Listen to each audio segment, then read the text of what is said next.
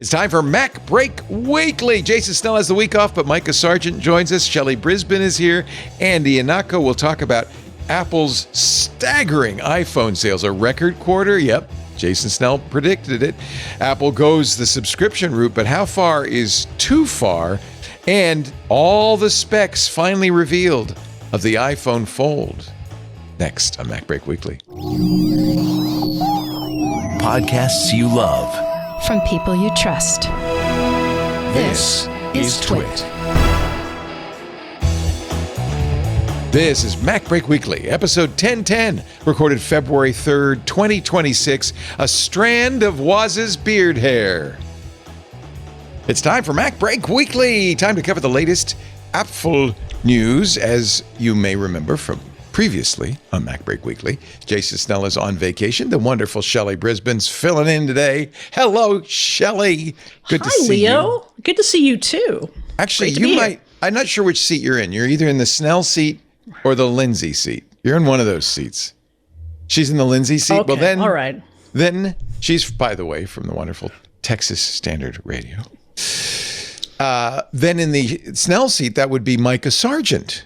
It's a comfortable seat. Yay! Hello. Host of iOS Today. He's doing a long shift today. He just got off iOS Today.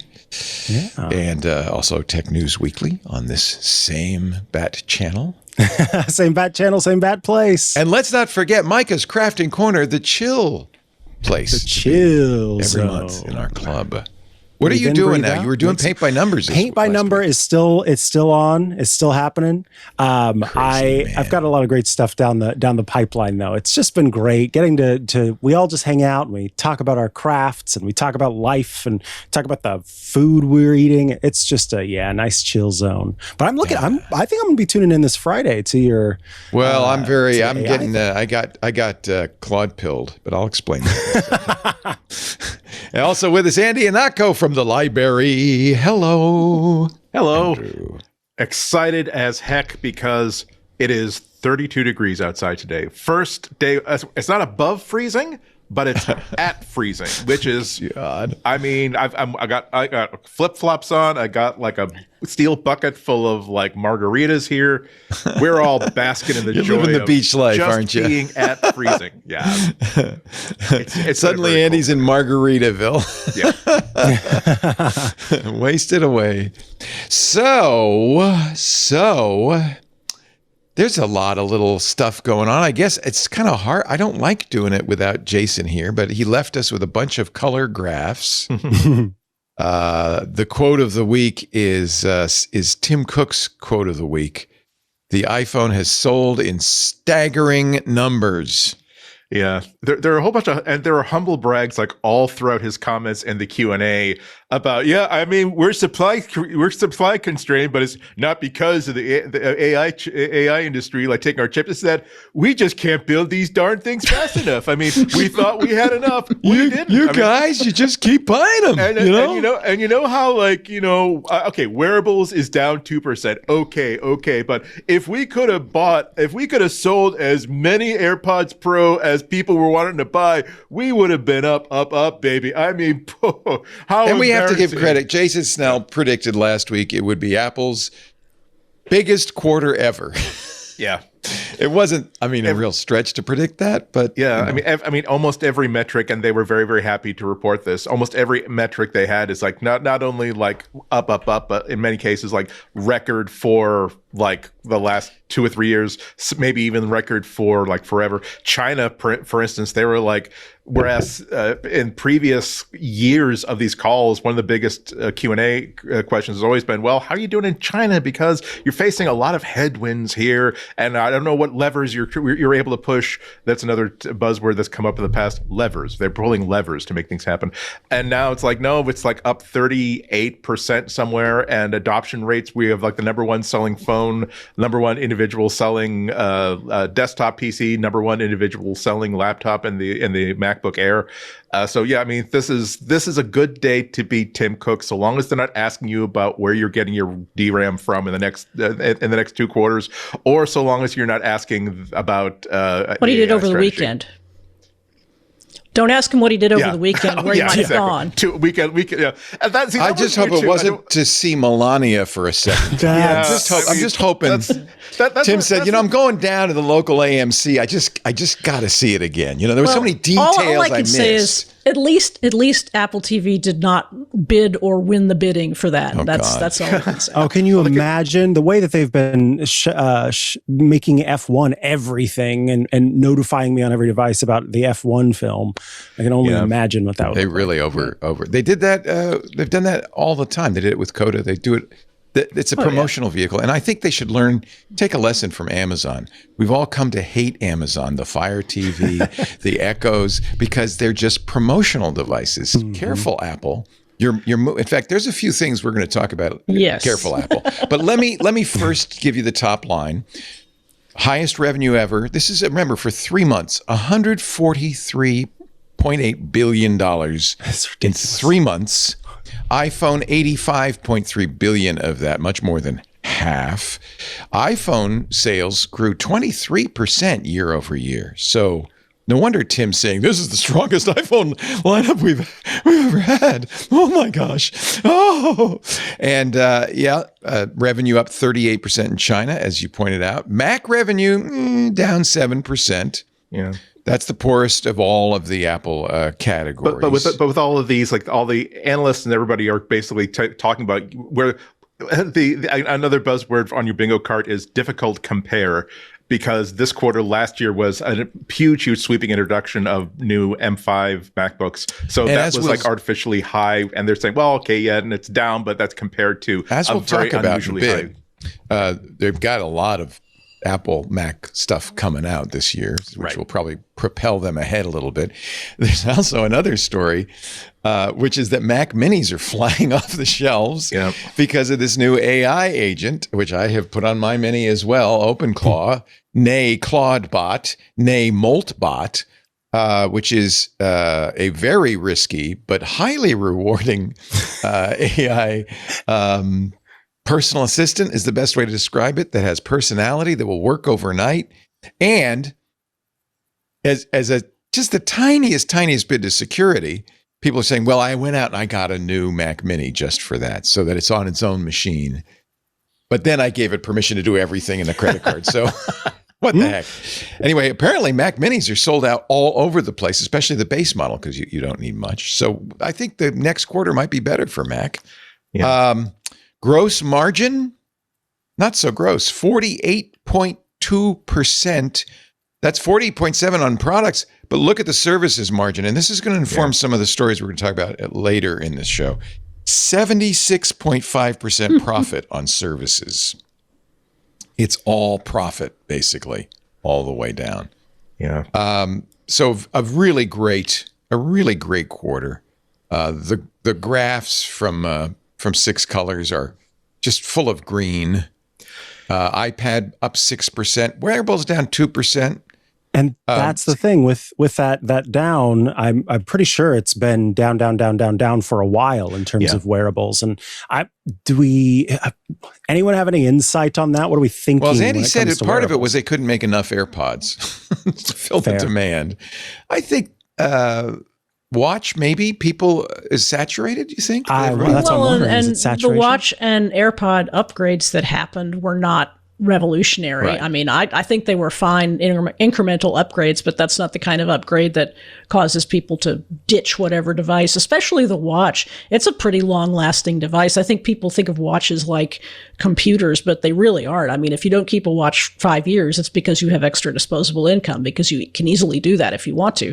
And so it doesn't surprise me that they're down a little bit. I don't know whether some super revolutionary new product would make them go up, but that seems relatively flat. I mean, 2% is not particularly. It's nothing to worry about. As Jason Snell points out, the quarter set an all-time record for operating cash flow of 3 months, remember, $53.9 billion.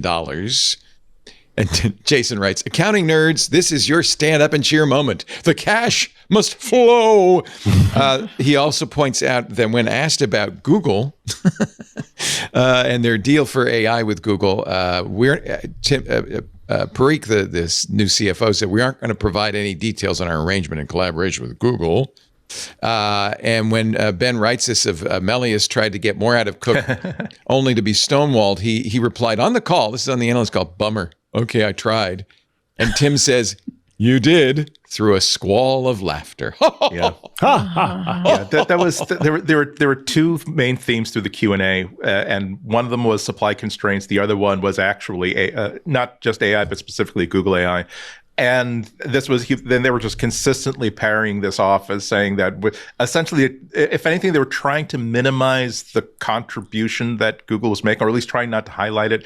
I think the closest to something that was kind of interesting we got was that Tim wanted to at least put analysts focused on the idea that Google and Apple are collaborating together to build this thing, as opposed to no, Google is basically giving us the machinery we need to build the stuff that we want, and also basically trying to compartmentalize it, I think, into they are helping us to build the new version of Siri, as opposed to Apple Intelligence is going to be broadly based on the Gemini model that they are building for us. So they're trying to basically not make the analysts think that we are desperate and we basically had to rent out this capability. They're also asked questions. He's also asked questions like they're trying to ask, well, now that you have this deal with Google, and now that part of this deal appears to be that some of this work is going to be hosted by by Google's servers, is that going to affect your capital expenditures? Does that mean you're not going to have to spend quite so much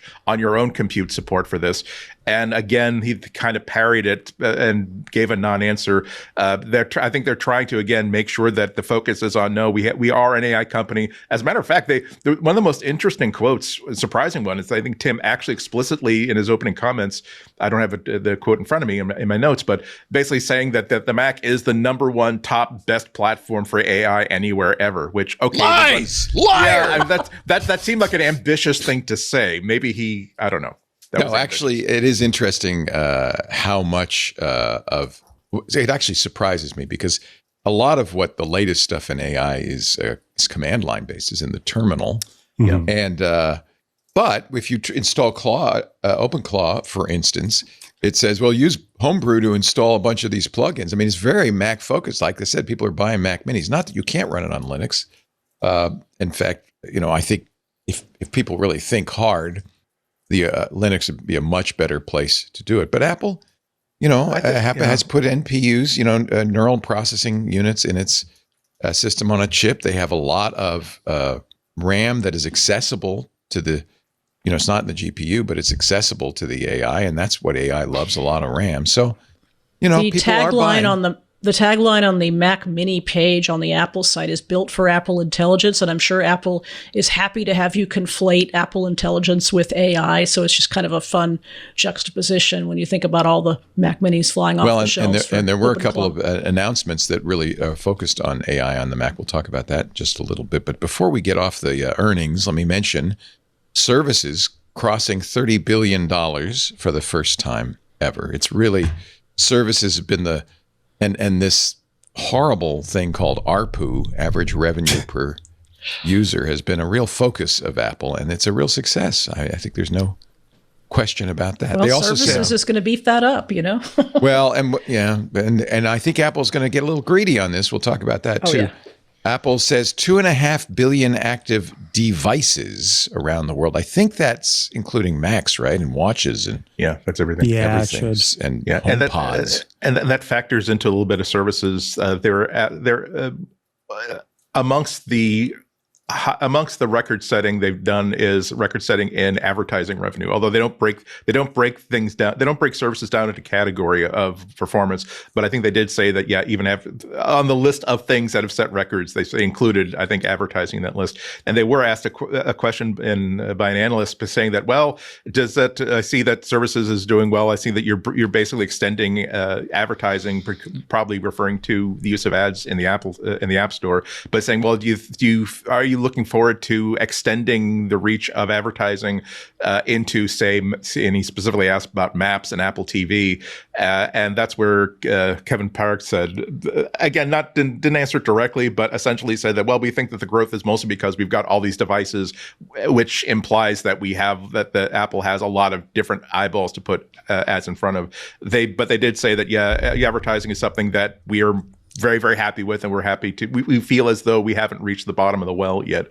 Last thing before we get off of the earnings call, the other thing that I thought was really interesting is how boastful they were, correctly so, about how well they're doing in China and India, essentially making the point that we have yet to sell iPhones to everybody out there who wants to sell an iPhone. And it's not just about supply constraints; it's about markets where they're particularly with India, where they're saying that, hey, look, we're making huge inroads. Basically, the data that we're seeing in our sales and our quarter to quarter is showing us that there are more and more people who in India who are coming to iPhone from the Android platform. They're already trumpeting how well they're doing in China, where again we are finding people are coming to our MacBooks and to iPhones from their existing devices. So it's not as though that's waning. It's like we have not tapped the end of that vein yet. We're not desperate to keep selling iPhones to just existing customers. We are actually converting people in these markets from Android users and Windows users and Huawei users or whatever to the Apple ecosystem, which is another thing that I'm sure that all the analysts and investors are very, very tickled to death to hear. Mark Gurman's Bloomberg newsletter on Sunday said Apple's historic quarter doesn't change the need for AI reckoning. Now, remember, he's writing for Bloomberg now, so a lot of what he talks about is really intended for investors, right, and so forth. He says the next 25 years will be defined by AI. Apple will need to rebuild its hardware and operating systems using an AI-first mentality with voice interactions and AI agents replacing the current app-centric model. That's a stretch for me.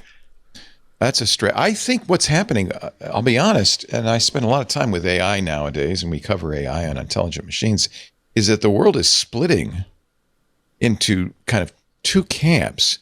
The people who've been really AI-pilled, who don't care what operating system they're using. In fact, one of the things all this agentic AI is doing is separating you from brands and big tech companies. They're all just switchboards to whatever you want.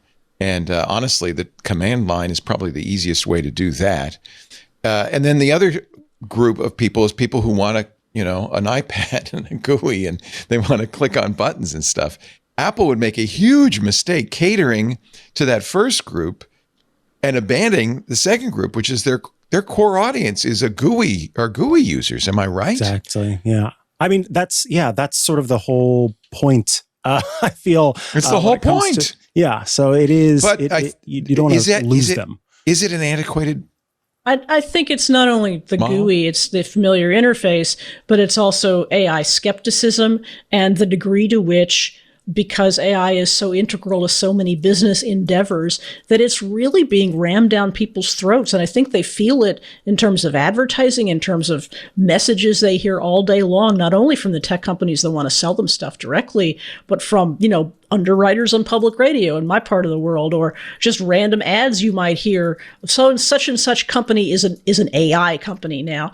And I think for a lot of people, and it could be a minority, but I think for a lot of people, there is AI rejection or AI skepticism because it feels like something that they didn't really want. And I think the proponents of AI will point to the high use of ChatGPT and Gemini and all of the other agents out there, and they'd be right to make those points. But at the same time, there's enough AI skepticism in the world that it makes sense for Apple to keep its foot in what is, I can't think of a better word but I don't like this word, traditional computing, computing in the way of, you're moving files around, you're swiping left and right to manipulate objects, and that is comfortable to most people and frankly accomplishes much of what they want to accomplish, because a lot of AI is still speculative and it feels like something that hackers do, especially if you're getting involved with command lines and agentic programming and that sort of thing. So I think Apple is right to sort of keep its feet on both sides of that fence.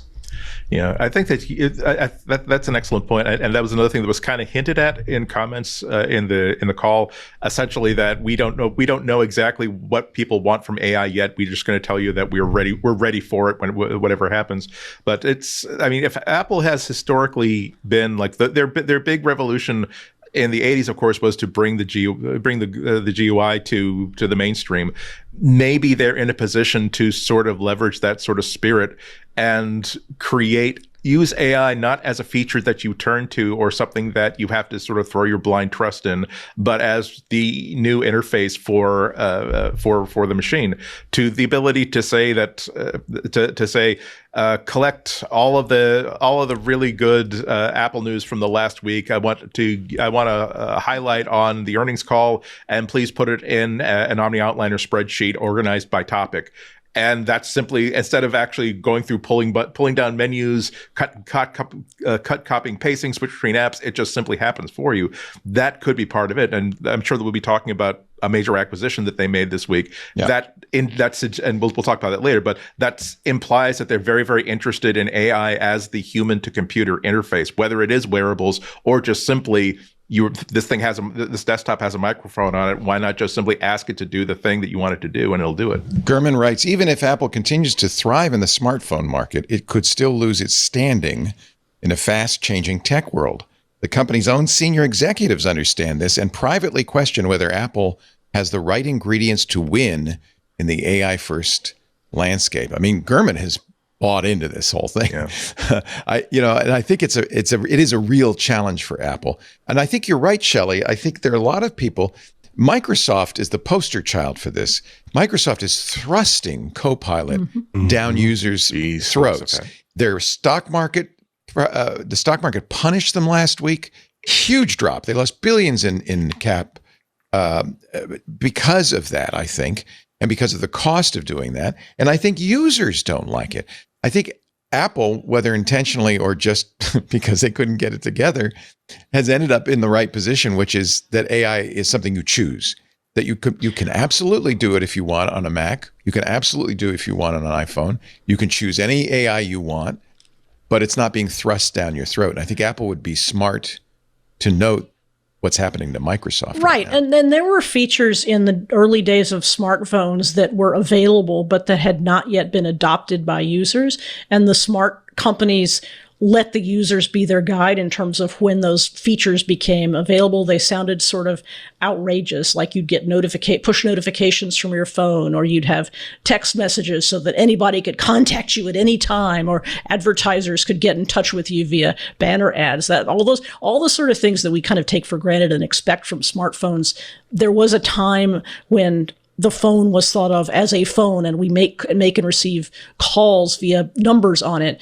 And so users had to come to adopt it. In fact, it happened more slowly in the United States than it did in Europe. So it was sort of an interesting situation for companies like Apple and others who were making smartphones in the late, in the aughts, because they had to sort of modulate what can we provide versus what do users want. And I think, again, the pressure from investors and from businesses who are adapting to AI for reasons because they have to, that kind of pressure is putting companies like Apple in a position of trying to lead users down roads they're not ready to go down yet. Well, and one of the things that really worries me is this focus on subscriptions. We've already seen the Creator Studio. Gurman said he thinks that Apple has decided ARPU, the subscriptions, are the key to future revenue. He says we already have subscriptions tied to Apple Music, iCloud Plus, Arcade, Apple TV, and of course now Creator Studio. And incidentally, people have noted that if you are using the iWork versions that aren't part of the studio, you're getting ads now in iWork. And that's what you were talking about, Andy. Apple's also looking at this ad revenue. Yeah. I think subscriptions and ads are consumer hostile. I don't know if users are going to like that. First off, I'm not sure how much credence I give to the Gurman comment, because that came in the newsletter in the Q&A. And so he's not citing, hey, I have sources that say that this is a direction they're interested in going in. I don't have. He wasn't saying I have sources that say that they're trying to put more ads into Apple TV or whatever. I think that this is just him looking at input of questions and coming up with an answer.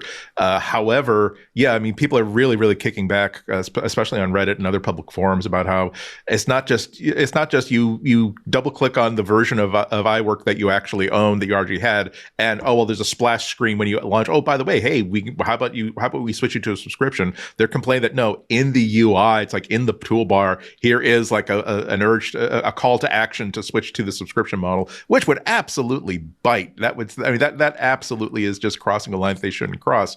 And again, they did say that the Kevin did say in the call did say that we have 2.5 billion active users. That's a lot of surfaces on our devices in which we could potentially put ads. He didn't want to go as far as to say, yes, every time you drop down the Apple menu, we're gonna lease out the space of the Apple menu in the upper left hand corner to have like whatever mini ad you want to run. But it does say that we are very, very aware that there is some untapped potential here to go to.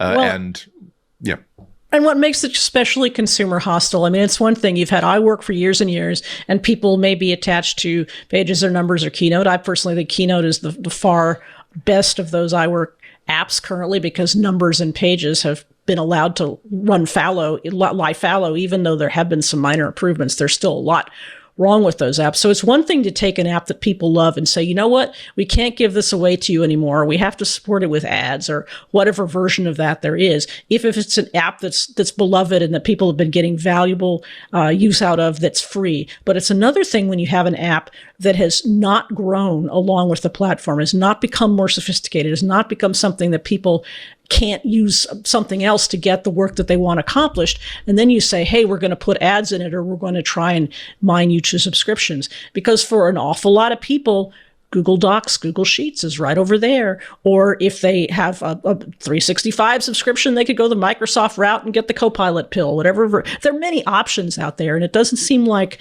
that Apple Pages and Apple Numbers are a strong enough reason for people to go, you know what, I'm going to put up with a few ads, or I'm going to add a subscription, unless you're already using the Creator Studio tools and that you might find Pages and Numbers, those versions, an adjunct to what you're already doing. But if you're just an iWork person, I just can't see that it makes any sense.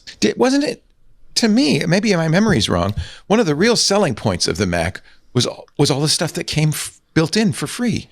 Right? Without bloatware or right. Without all the ads, without all that stuff getting in the way, without all the cruft. That was the whole point. It was everything you needed in the computer. Yeah, it's and iOS has always had that advantage over Android too. Yeah. And that's another thing, by the way, pro tip to anyone who's going through this process right now of considering Creator Studio. If you subscribe to Creator Studio, don't forget to then go back if you have a subscription to Final Cut Pro for iPad, because you're going to need to cancel that separately. Oh, they'll charge you again for that? Yeah, they'll charge you for the things that are part of the subscription after you subscribe to it. So go make sure that you've canceled all of those. And if you do have a subscription to Final Cut, you probably should get the Creator Studio, right? That would save you money. Yeah, absolutely. Yeah. Especially right now, you've got I think it's a month of free trial, or I can't remember how long now. I don't think I'm going to subscribe to Creator Studio. I thought when I heard about it, I thought, this is going to be great. By the way, I opened Pages and it said, oh, you have 14.5. You really should upgrade to 15. That's the new version. And of course, that's the Creator Studio version. It says, we're not going to update this anymore. I'm sure that's true for all the other iWork apps. It remains to be seen. I mean, I guess they'll continue to work. Will new Macs ship? Updates. They won't ship with those old versions. They'll ship with the new version. Doesn't mean you have to subscribe to Creator Studio, but it means you will be importuned to do so. And again, if you're used to using those iWork apps, whether you use them on a daily basis or whether you use them to just do, monthly checkbook balancing or some sort of personal thing like that, or you double click a document and it happens to open in Pages because that's what you have on your Mac, there's going to be a point of friction because it's not going to be available anymore in the way that you expected it to. Another thing about Creator Studio, just as a marketing thing that's kind of interesting to me, it feels like people who have the Adobe bundle may have some resistance to continuing with it because it's expensive and all that sort of stuff. But at the same time, as somebody who's been using Audition more regularly than Logic for the past several years, Audition is Adobe's yes, suite. it's an audio. That's audio. It's a great package. You could say the same thing about Photoshop or Illustrator, but as somebody who's been using those tools, my muscle memory says, okay, I'm an Adobe person. So if you're going to convert somebody to Creator Studio, you either have to be somebody, it feels like to me, who's like in the Final Cut or Logic universe and therefore says, okay, I'm going to choose Apple's products over Adobe's products, or God forbid, they might have to have both if they're using Photoshop and Logic for some reason.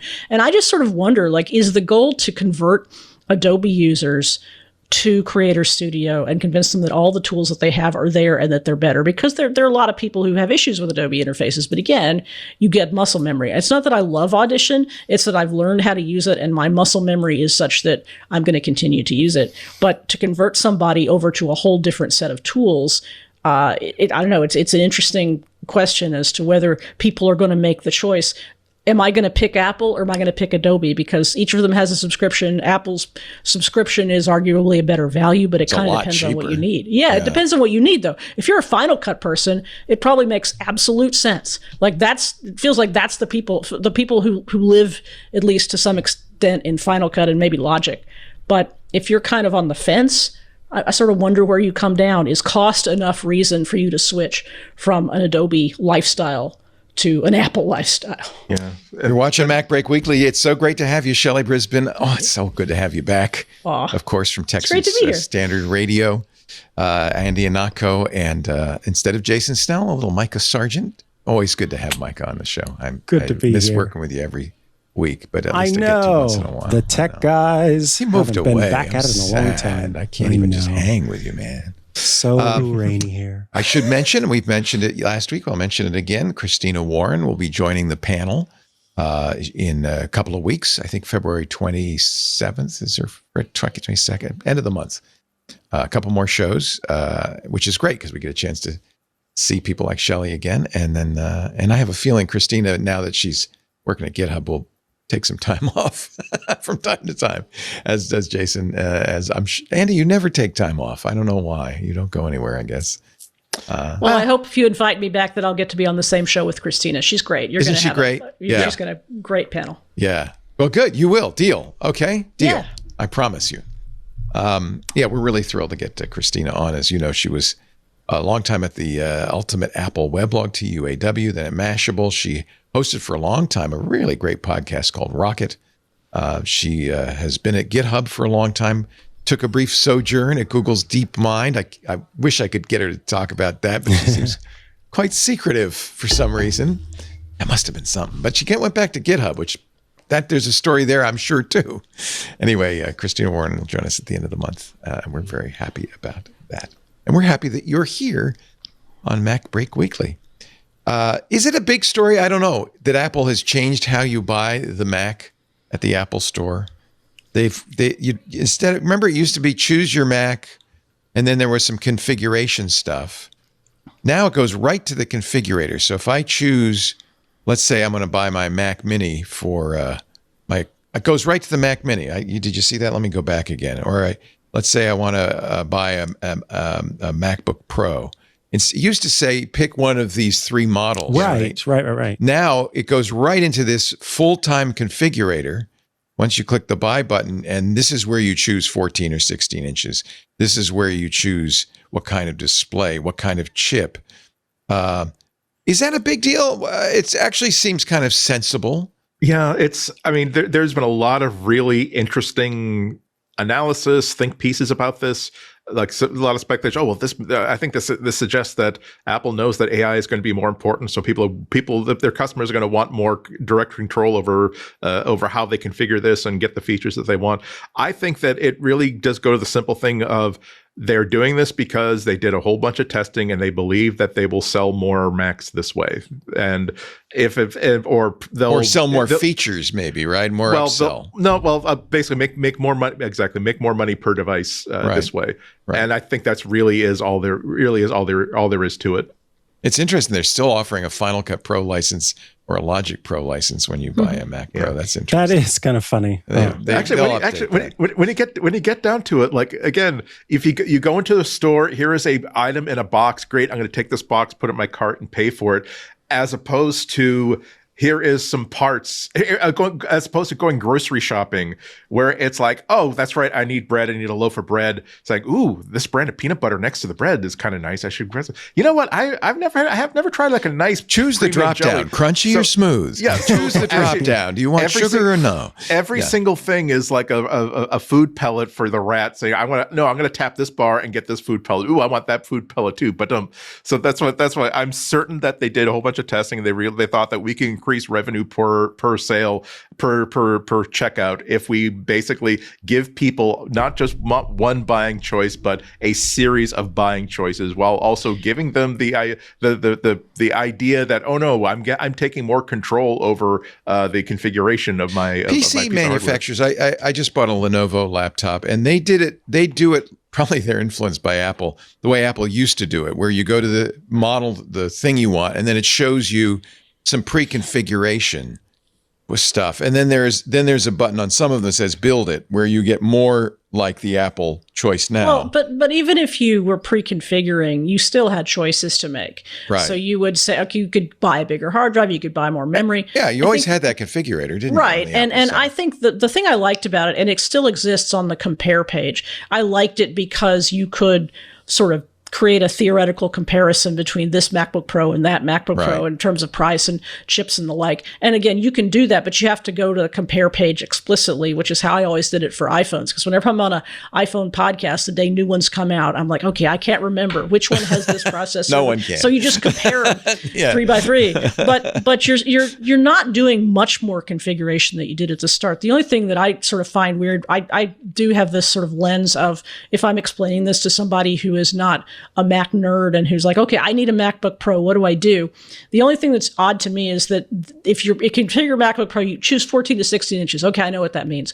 Choose the M4 or the M5. Well, the M5 is faster. Okay, now I have to choose how many cores and how many cores I want. And for some people, that's going to be a confusing choice for people who are not computer experts. They're going to choose, and it's not good, better, best, which was the configurator gave you that good, better, best, and then you could add little bits to it. You could start out with good, but then you could say I want 80 gigs of RAM or whatever, and make it something very different than what it started out to be. So now you have sort of this more granular thing. As a somewhat novice or non-tech Mac configurator, you might be confused by, well, not only do I have to choose the chip, but I have to choose the level of that particular chip, plus all the other little things. I think it's not going to ultimately make that much of a difference. And I think Andy's right that it's obviously about selling more stuff per Mac. I don't think it sells more Macs, but it does sell more stuff per Mac, theoretically, because every choice where you have the slower versus the faster,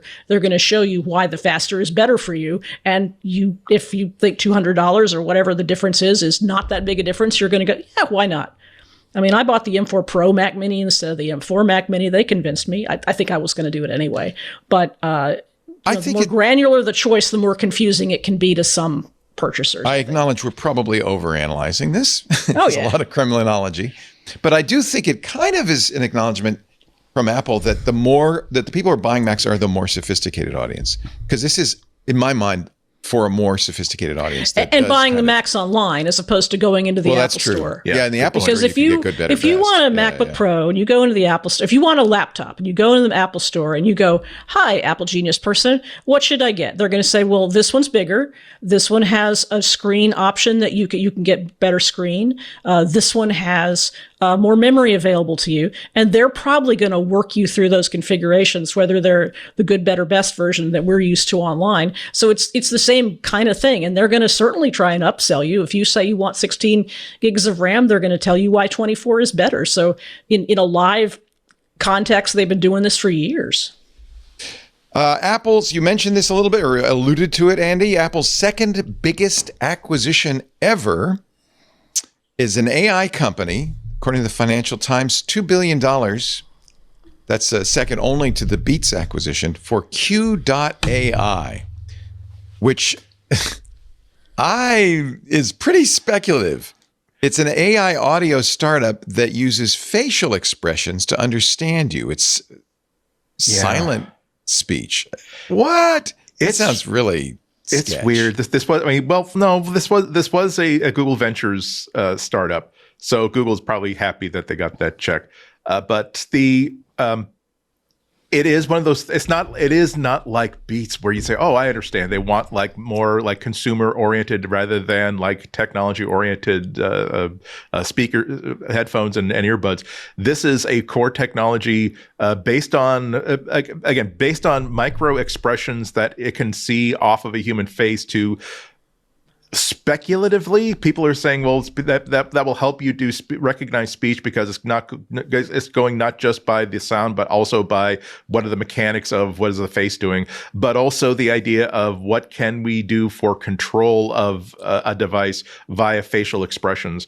Obviously, for a $2 billion check, they feel as though this is a fundamental technology. The team has, which will of course now be Apple employees, goes back a long, long way. This is actually the second company that the CEO has led and then sold to Apple. They created the previous generations of this guy's technology was the Xbox Kinect sensor. Yeah. So he's been working on this technology for years and years and years and years. But yeah, it's dazzling when you have that big of a check for something that is such a broad idea, such a broad thing. It really does make you speculate, well, gee, if Apple is coming up with a wearable, let's not think about how accurately it could read lips. Let's think about, does that mean that I can just go and suddenly it's actually it's ordering lunch for me and picking up hiring an Uber for me? My take on this is it's a talent acquisition that these are machine learning experts,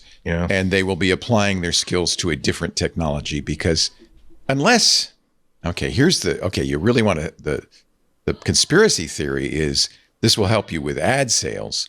If I can use turn on the camera and see how people are reacting to my ads, I can target you. My thought was that little Pixar lamp robot dealy bob that they were talking about working on. It's not reliable enough for me, Micah, to look at you. I mean, we do it as humans, but it's not a reliable signal to look at you. How many times do you get in a conversation where you go, what? Yeah, exactly. Are you mad at me? Yeah, what did I say? We're not sure exactly. We see it, we sense it, but we're not sure exactly. I don't think that's a reliable enough signal for machine learning for an AI to work off of. A third possibility is that they just feel as though it's patent. In addition to having lots of patents, basically this patent portfolio is so valuable that we would like to own it. Not necessarily because we would like to build products that are enhanced by these patents, but that means that we have an arsenal of no matter what we do for the next 5 or 10 years, we can basically say, no, we own the patent to that sort of technology. You can't sue us about this, or you can't block us or modify what we're going to do about it. So they're oftentimes the value of patents is often tactical as opposed to strategic and strategic rather than tactical. I'm sorry, I get those two mixed up. I'm gonna vote for it's a talent acquisition entirely. That the technology itself is probably not that interesting, but maybe we'll see. The other thing about patents, and every once in a while you get some leak of a patent filing, and people are quick to jump to how that patent filing is going to lead to a specific product in 6 months, which is ridiculous. and so I am not as skeptical about the technology itself, and I don't even think it needs to be taken entirely literally, because even if you say on its face, facial expressions are not precise enough, I think there is a way that kind of technology, if it's far enough along, could be applied and could be combined with gestures or some other more definitive indication of what one wants to do. I'll also say that it's great for accessibility for somebody who has speech difficulties or physical motor disabilities. And I love the idea that in all or in parts, probably in part, could be applied to some sort of accessibility-based head-worn interface. I love that idea.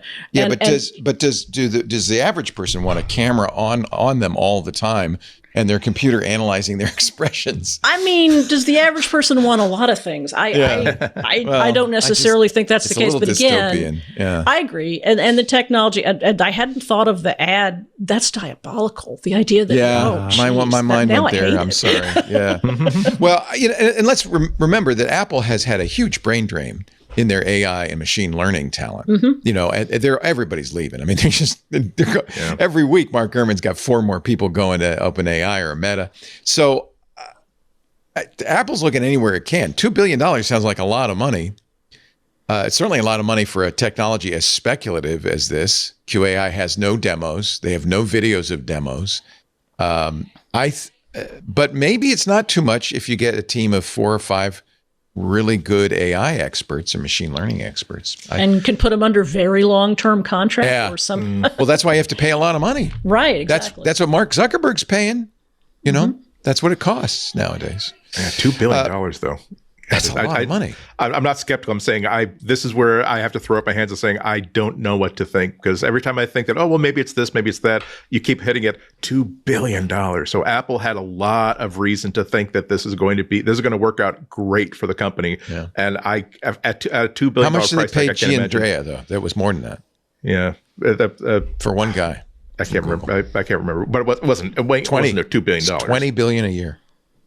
What? Something like that. What didn't we see that number? No, 20 that sounds like too much. That's okay. Maybe it wasn't a year. Maybe it was over multiple years. Yeah. And presumably the quote unquote one guy has got a team. I mean, I would doubt that it's one guy driving over in his Maserati. He's probably got some folks with him. Also with Giandrea, Apple, you have a company that says, we were caught flat-footed by AI. We have next to nothing going on in AI. We have the opportunity to buy the head of AI at the company that is from Google, who is right now basically invented all of the AI that all the tools being used right now are based off of. Yes, of course, we're going to haul out our checkbook to basically buy our way into having an AI department that can actually compete.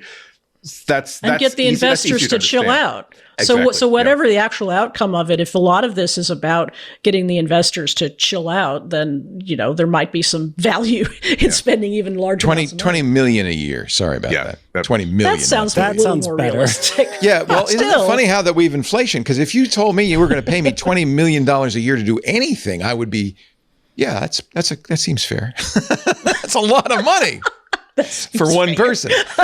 But you're right. $2 billion. That's but if you got 50 people for $2 billion, man, the Costco bulk pack. Okay. Yeah, that's right. I got a bulk pack. A pallet full of AI. You know who Apple did get, which is really interesting, is Sebastian. Bought an AI company and one of those fried chickens that they like so much. Sebastian DeWitt has moved from Halide. He was the co-founder of this great camera app. Remember all his great blog posts about how Apple's camera worked and all that? Founder of Halide and Lux. He is joining, now this is weird, Apple's human interface design team. He's going as a designer, not as a technologist. He worked as a freelancer for Apple, according to 9to5Mac, on Find My, Mobile Me, and iCloud. But again, he's not going as a developer. He's going in design. He did lead design for Halide and did a very nice job. So yeah, and the company was eager to point out that that doesn't mean that our company is going away. As a matter of fact, they had a blog post that really outlined an ambitious and intriguing new direction that they're developing a brand new image pipeline that is kind of. They want to continue to make the brand of this app that this is the professional camera for stills. This is the no AI version of it. This is a pipeline that is designed to make sure that if you want deep shadows, you will get deep shadows with this pipeline that we have, as opposed to every computational model, which is say, no, look, there must be some detail we can get out of there. Let's not have the number of times most of the times I've been super disappointed by phone cameras when I've stopped like at sunset and the street lamp is making these beautiful shadows against the wall. Like, wow, that's just such punchy blacks, and I want to save this. And then I get looking at my laptop, like, oh, so basically instead of these beautiful dark blacks, I've got this gray mush that kind of shows the bricks in the wall. Okay, No way to interpret my artistic. So Halide, Lux says that losing Sebastian DeWitt is not a big deal. Yeah. Okay. He actually came from a design background, I guess. So I didn't know that. So, and he's a mighty good looking fella. So that's good too. Yeah. And also, I mean, when you think about it, if he is a design guy, not a camera guy, you can either spend the next 10 years having opportunities to improve the design of this one app, or you can improve the design of all apps for one of the most culturally significant sets of platforms on the planet. It is hard to say no to that. Absolutely. Yeah, it's absolutely hard to say no to that. Apple getting a lot of heat for telling Patreon creators, we're going to take 30% of your donations. You don't mind that. We're going to do it November 1st. Patreon has said, look, switch. If you're a donor to a creator, do it on the Patreon website, not through the App Store's in-app purchase system. I'm surprised actually that Apple hadn't been taking that cut. I guess I will be honest, I was surprised about that too. When I read this, I thought, oh, wait, that's new? It doesn't surprise me. It is absolutely rent-seeking, though, isn't it? I mean, Apple had nothing to do. It didn't need to. Yeah, it didn't need to. Well, and it's an opportunity for creators to say things like, "Please buy on the websites and please donate to us on the website instead of through Apple." So it's another opportunity to ding Apple as a creator who wants to get support from their Patreon patrons, and it seems greedy, and it seems like it creates negativity on Apple that Apple doesn't need. Yeah, I mean, why do that? Apparently, according to TechCrunch, only 4% of Patreon creators use the in-app purchase. I mean, that's an interesting statistic to me, because my first thought when I saw that was, as Micah said, I'm surprised they didn't do it. But I also wonder how many people donate through apps, Patreon app. Like, I don't use the Patreon. Like, if I'm going to donate to somebody, I'm probably going to find the link on the website. I'm going to the website. On the website. And they may direct me to I'm not going to manage that subscription in the Patreon app. I don't know what advantage there is for me, unless, I guess, if I'm managing multiple things that I'm a Patreon of, then I can, manage my spending or whatever within the app. That would be the advantage for me as a consumer. But I personally don't do that. I've never done it. Yeah. I'm going to be honest with you. I didn't really know they had an app. Same? I don't have the app on my phone. It's a terrible app. I removed it from my phone because it was just so horrible.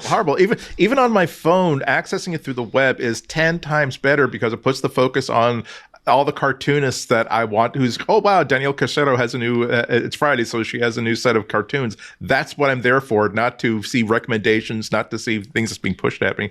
I mean, I don't like, I said it was despicable because this is, I've always thought that the App Store is Apple's personality when it drinks. Okay, it's the one area where I don't know why you run this so badly. It's Mr. Hyde to its Dr. Jekyll. Is that what you're saying? It's just like I can't. And if I'm going to sift some good news to talk about Apple about this, is that the big news is that they're extending the deadline for complying for Patreon doing this. It used to be a few months earlier, and they extended it to November, but now that's it. The thing is, like, when this comes up in other situations about the 30% tariff, so to speak, I just keep saying, okay, again, Danielle Corsetto is doing 5 beautiful, beautiful hand-painted cartoons a week and posting it. How are you entitled to 30% of her money for all the? Are you saying that? Well, of course we're responsible for a third of her success. Like, no, you're not.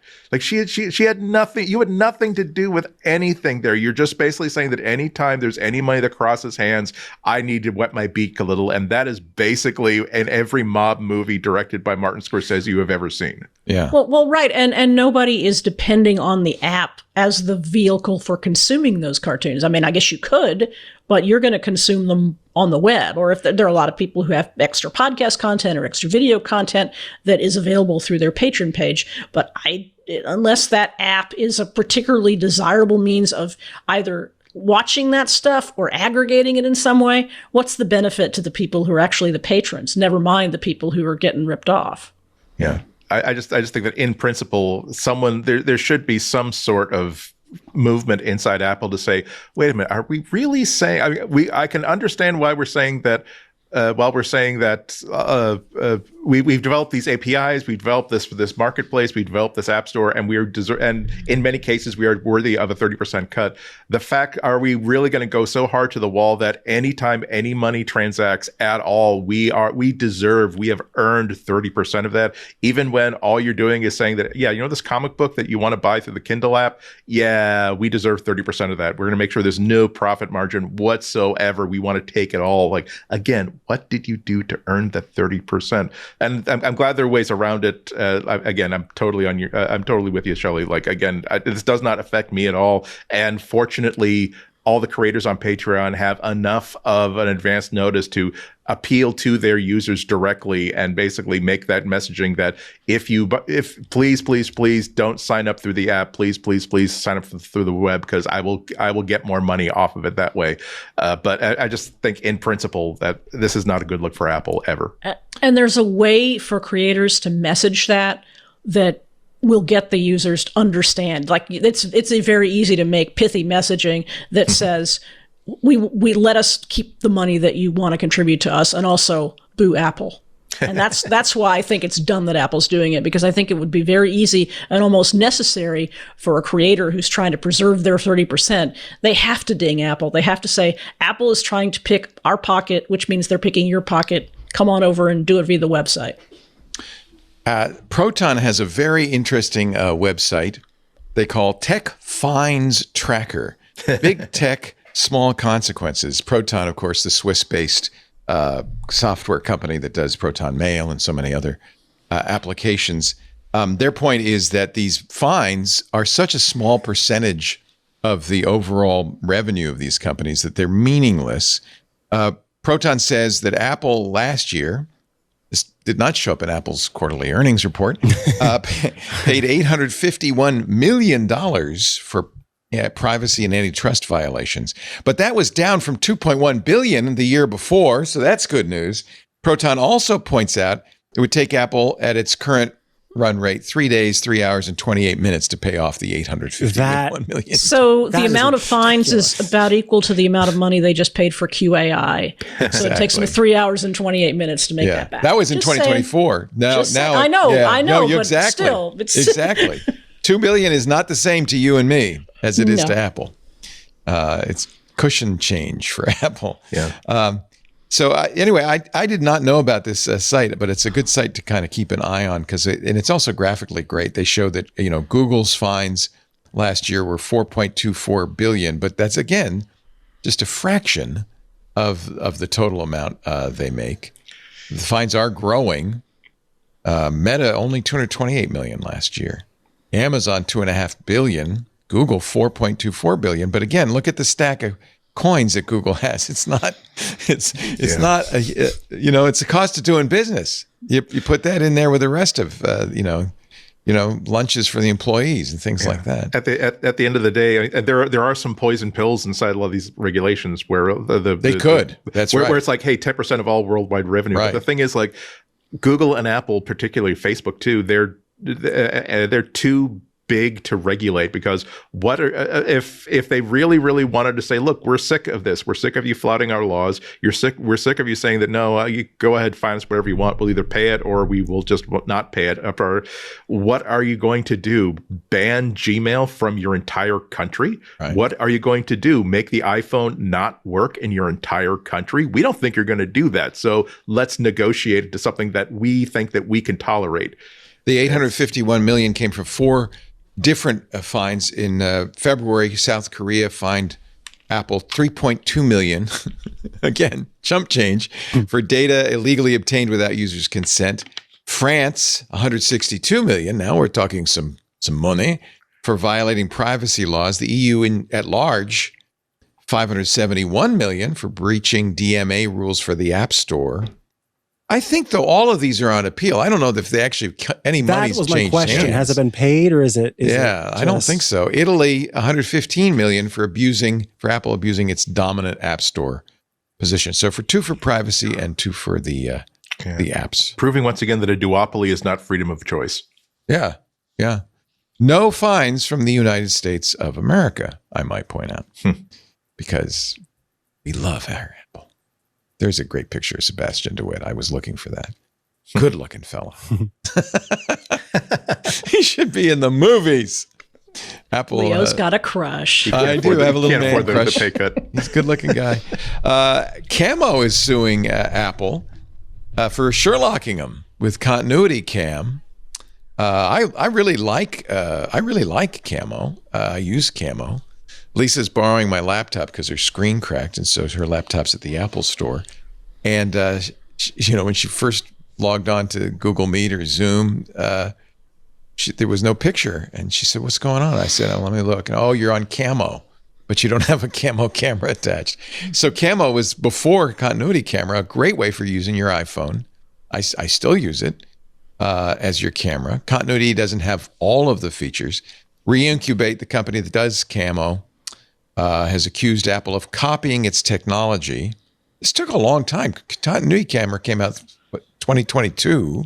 Yeah, that's the thing that surprised me the most about this is how long it's taken for this to happen. I wonder if Reincubate was sort of working through whether this is something that they would even have grounds for.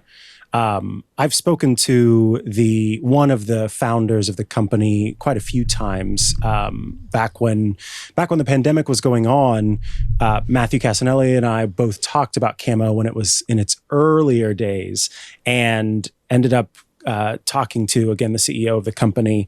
And I kind of was curious whenever Continuity Camera came out. I asked him, and for him, he mentioned that he's always felt like it was its own entity, and because of the extra tools that it provides, the extra features that it provides, and the fact that it works across platforms as well, made it unique enough to where it had its own standing. And I kind of wondered, though, that despite that, how long would it take for sales to be impacted by Apple's own Continuity Camera? And I wonder if it's just gotten to that point, as well as... Right, as more devices support Continuity Camera, they didn't necessarily when it first came out. Yeah, there's a blog post that kind of goes into it. They're basically saying that when they got Sherlocked, they had a very, very intimate relationship with Apple. That they actually go into a little bit of the history, essentially saying that, look, Apple were a lot of our beta users were at Apple. They had thousands of users inside Apple. They're encouraging us. They gave us some exposure during the keynote during the 2022 WWDC, all this sort of stuff. And when it happened, there was a lot of behind the scenes communication between Camo and Apple about, hey, what the hell, man, and a lot of sympathy, and hey, stick tight. We're talking about it. We're trying to figure something out. And implied in the blog post was that one of the things they're considering is, well, what if we just buy you out and solve this problem and do all this sort of stuff? And so basically, after 2 years, they basically. The author of the blog post is saying that, well, we feel now as though that they were just trying to get us to shut up and go away. And so at this point, we are basically trying to defend our patents and suing. But yeah, that's... Well, and it reminds me of Massimo, because part of that issue was that Massimo and Apple had talked about the technology that ended up being the blood oxygen in the watch. And so Massimo was saying Apple stole from them because they had access to their stuff. So if, in fact, these Camo and Apple were talking, then you could see that there would be more either opportunity for a lawsuit because, we can prove that there were conversations, even if they weren't at the time as acrimonious as they presumably are now. And I have no personal relationship with the Camo people at all, and I don't want to cast aspersions on them, but having, a rich company like Apple is going to attract those who will, attempt to get money from them, either because they've legitimately been economically harmed or because it's a target of opportunity. And I don't want to say that is what's happening. It might not be. Camo may very well have an absolute rock solid case. I don't know that either. But, that money is very tempting, and Apple has a lot of it. It may well be that, Camo was doing all right until recently, and then suddenly sales completely dropped off. Right, and that's kind of their point. It's like, look, we've been economically harmed. We made this product that used to be needed by a lot of people who didn't have access to something called Continuity Camera, and now we don't, because Continuity Camera is everywhere. Yeah. Well, here's one way to make money. If you've got an old Apple I prototype board lying around, Right over here. It's called the quote celebration board. Sold for $2.7 million. It is such an early prototype. I love the description, actually, if you read it from RR Auctions. It's such an early prototype. And the way they know it's a pre-Byte Shop order. Remember, the first big order for the Apple One was from Paul Terrell's Byte Shop.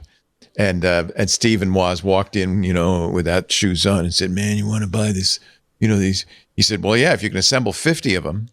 Well, this predates this. And they know one of the reasons they know it is because it used a unique mix of hand-soldered components sourced locally for testing rather than from their later standardized purchasing, like, and this is meaningless to me, but I think Burke will understand it, 2 common silver Sprague 39D capacitors, not computer rated, but easily available at a radio repair shop. It also has some unique modifications to the 74-123 timing circuit, consistent with the diagnosis of timing issues before full-scale production. And there's, I think, a beard hair from Wozniak in one of the solders. No, I'm making that up. What they do is they go to this guy. There's a guy who evaluates these, Corey Cohen, and makes reports on them based on what he sees on it, which demonstrates that it must have been in fact one of the very first Apple I prototype boards. So somebody thought that was really super valuable. Yeah, there's a lot of money in the tech space, and a lot of people who were like children in the 80s, and you think that people are willing to spend, wow, that's silly, you're spending $250 for a He-Man figure that you had when you were a kid. Yeah, how about $2 million for the computer that you wish that you read about? It was part of the Apple engine. I mean, Apple ones were always like through the roof valuable. I still remember back in the 80s, in Byte magazine had classified section. Even back then, when an Apple One was maybe 10 years old and really not part of anybody's childhood per se, someone had one listed for $10,000 in the mid to late 80s, and that was in itself pretty astronomical. This was part of, we talked about it last week or the week before, that Steve Jobs' personal effects, like his clip auction, like his clip-on bow ties and stuff. But they ended up raising $8 million for this stuff. The other thing that sold for a lot of money was the very first check written by Steve and Woz, and Steve and Woz both signed it. $500 check before Apple was even incorporated. It's dated March 16th, 1976. And it sold for $2.4 million. Yeah. A piece of paper. Was it the autographs? Was it the historical significance? And is this just going to go on somebody's yacht's, the wall of somebody's yacht, or is this a historical document that is going to be kind of loaned out to museums and exhibitions the way that fine art is loaned out? I hope it's the latter, because there are a lot of people that like to see that tactical evidence of history. Apple historically has not been terribly interested in preserving or celebrating its history. They used to have actual history, I think, a history department. And then when Steve Jobs came back the second time, they said, "Yeah, we're not doing that anymore. Go away." But these artifacts are actually, this is part of the not only tech history, but American cultural history, and in one argument, world cultural history.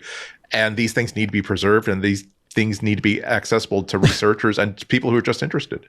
Well, I don't know why anybody would spend $113,000 for 6 of Steve's pre-owned clip-on bow ties, but somebody did. Yeah, that makes less sense. Like, I can see the Apple One board in the executive offices of some tech company. It's for the I'm aura. not saying it's worth it. I'm just saying I can see them putting it, yeah. in the executive offices, and they put a nice light behind it, and you can the see cheapest all the thing you could components. get. Maybe I would buy this. I don't know. I could afford it, I guess.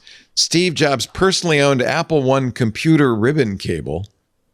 Went for $3,000. So they took an Apple One apart and they sold it piece by piece. Wow. Steve Jobs personally owned.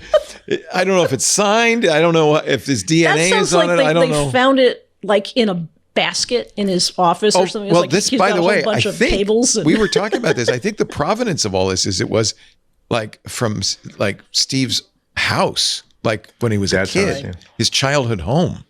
His Joan Baez 8 tracks went for $6,250. And his bedroom desk, $81,000.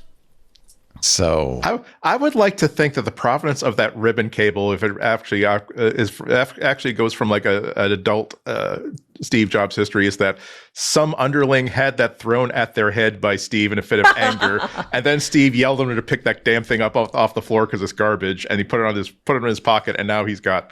It came from he's got a little bit of payback. Yeah, from the there's a Apple story garage, behind which it. I guess was untouched for years. And so the owners of the Apple garage, there's the ribbon cable, by the way, and the auction house assures you it's, what do they call it?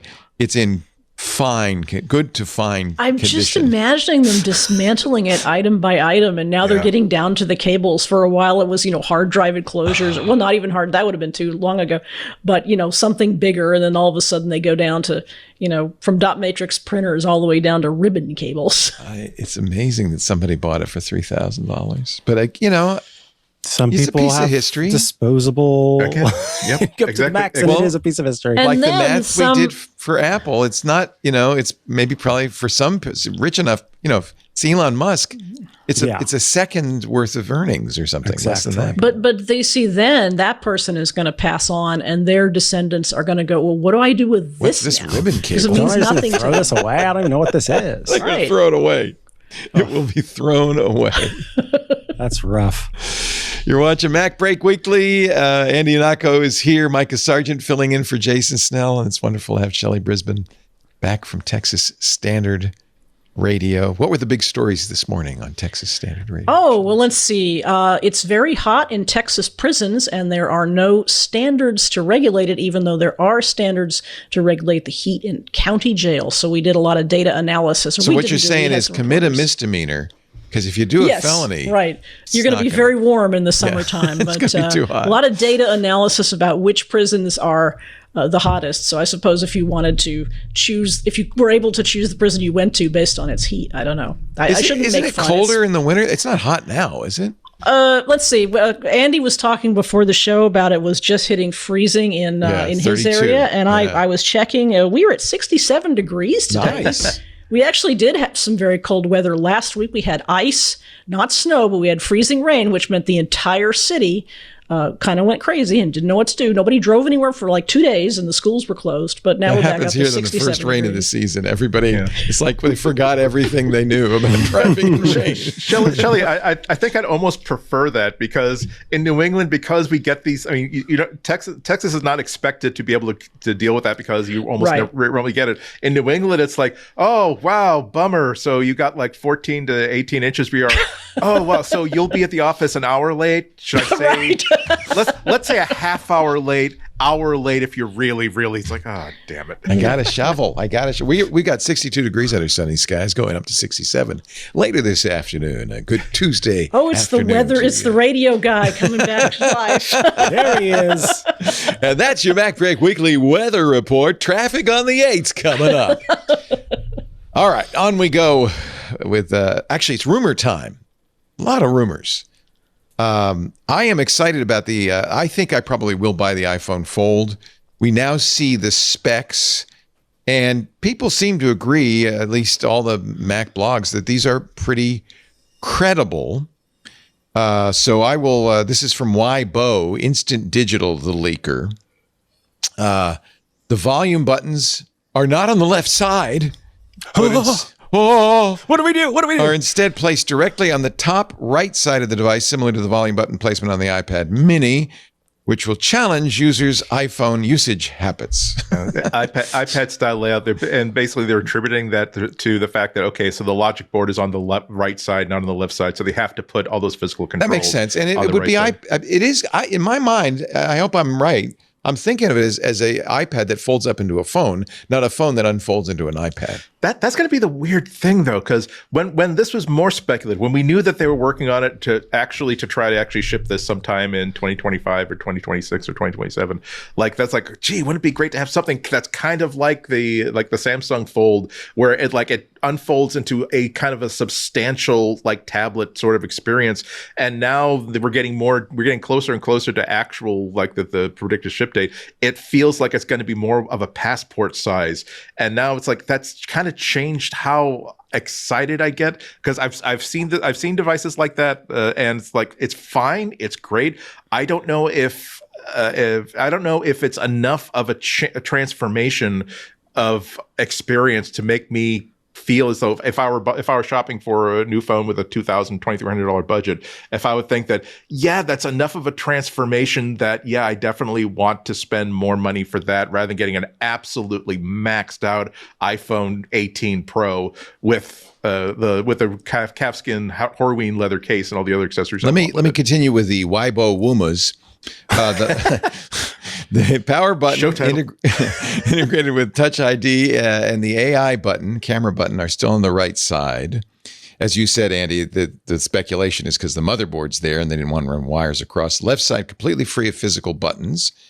The Weibo Woomers says this results in the iPhone with the largest battery capacity ever. You got a lot of real estate to put a battery in there. Yeah. Single punch hole front camera design, smaller and cleaner active area cutout. The rear dual cameras, microphone and flash, are arranged horizontally on the right side. The module appears to have a completely black base, not matching the body color. Currently, white is the only color confirmed. 2 other colorways are expected to be announced on release. That's the full Weibo Wuma report. Yeah. We'll have traffic on the 8s coming up. Again, it's just a rumor, but we are getting into that time frame where they're probably going to start to.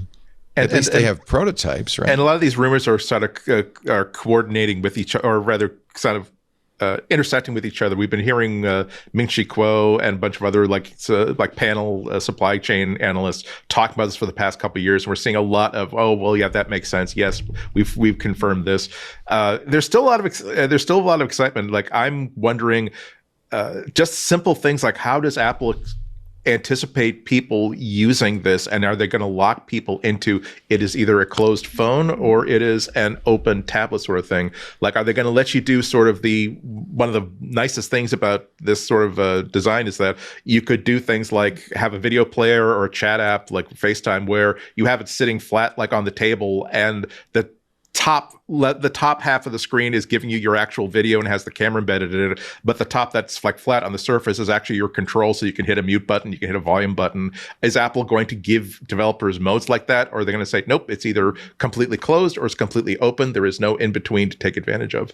Do you think they'll do the iPad OS on it, or a modified iPhone OS, or just straight up iPhone OS on it?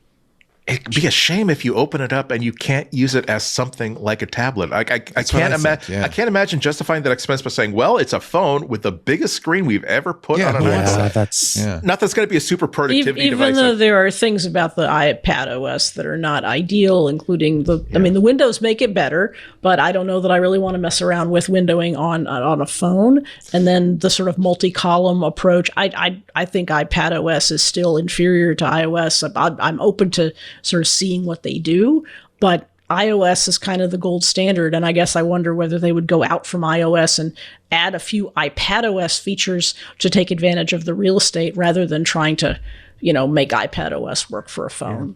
You think maybe they would make it iPadOS oriented, so to speak, but nonetheless basically say, well, you can't do multi-windowing, you can do split view and slide over, stuff like that. iPadOS Lite? I wonder about that. Yeah, that might make sense. I also wanted Plus. I also just want to say OS. I also just wanted to add my feudal complaint about the volume buttons on the top. I don't like it. Doesn't mean that that's not going to happen. I mean, I understand don't like why it. I'm they're with you. doing I it. don't like it either. I'm not a fan of it. I mean, my visual aids here. I'm reaching over with my other hand to the top, or I have to go up like this. Yes, exactly. There are going to be some people who will be converting to the assistive touch accessibility feature to manage volume as opposed to trying to get up to the top. I think for some people with motor disabilities, it's going to be an issue. But even if you don't have a motor disability, I'm used to having the volume buttons under my thumb, and used to is the operative word. Of course, I don't know how much of it is being used to it and how much of it is this is just really inconvenient. It doesn't make sense because I've never had a phone with volume buttons on the top of any kind. Way back to flip phones, volume buttons belong on the side. So we'll just see how people take to that. Yeah. Well, there's also a rumor, I don't know how credible this one is, that Apple's going to do another folding phone. Just as Samsung has a phone. I've got a product demo somewhere. Oh, well, I put it somewhere. A fold, it's the Galaxy 7, 8 soon to come out that folds like the iPhone phone sort of will. But they're going to do a flip phone. They like the Galaxy Flip. Yeah. What do you think? I think I would go for an iPhone flip phone. I really do. Because, okay, look, I don't know about you all, but the number of people to whom I have spoken who were born at the end of the 90s, okay? So like 97, I don't know 98, people. 99. Actually, I do know some of my Like nieces. 4 are that years age, old but- now? What is this? Yes, exactly. The number of people I've spoken to who come at the end of the 90s who, Yes. A, call themselves 90s kids, but also B, live in the nostalgia of the 90s. Back to me, I get annoyed by that because they're not actual 90s kids. But the point is, I'm telling you, nostalgia is a very powerful thing. And also, what is the word? Delusional nostalgia is a very powerful thing. And so you have no idea the number of influencers that you're going to see with flip iPhones if they are this sort of new but old method of flipping from the top. I bought the Galaxy Flip because I too thought, oh, that's what I want. I want a smaller phone, not a regular phone that opens to a bigger thing. Mm-hmm. But I've kind of put it by the wayside because I don't really use it. And I don't really use the Samsung Fold either because it's Android. And I really think that what will be compelling is a iPad that folds up into a phone. But you want the phone that folds into a smaller phone. Okay. Did the Flip sell well? I don't know. I don't remember. I actually don't know if it sold well. Yeah. I don't know. Well, then you've got to make more modifications to iOS. You're going to have less. Right. You're going to have more difficulty porting. Well, and you can have the iPad OS versus iOS argument, but if it's a vertical flip phone, that's going to be a different. I mean, for instance, they can't do it. one of the things that the Samsung Flip does is it's smart about whether it's half folded. So apps will actually take the top half of the screen and then use the bottom half for the keyboard. Or something like else. You have to redesign stuff. Not necessarily. I mean, Apple could make a commitment. I think it would be a compelling product. I mean, I'm with you, Micah. Like, one of the things that Apple does extremely well is that they're just really good at developing an object that is very, very satisfying as a physical object. Mm-hmm. And the idea of having a phone, which is, again, in the 30s, 40s, and 50s, people took great pride in what cigarette case they had and what lighter they had and what fountain pen they had. The phone is now that exact same thing. It is something that you have on your dresser and you pick it up and the first thing you get. And the idea of having not this bar thing that has a glass screen on the outside that you have to kind of keep protected, but the idea of, no, here's this beautiful little folding thing that I can slip not just in sort of the biggest pocket that I've got available to me or choose a purse based on can I fit this phone in here, but here's something the size of a compact that I can just simply bury inside whatever pocket I want. It is good for lady pockets. It's absolutely great for lady pockets. And the flash of I'm going to flip it open to make a call, then I'm going to flip it closed. It's done it's done.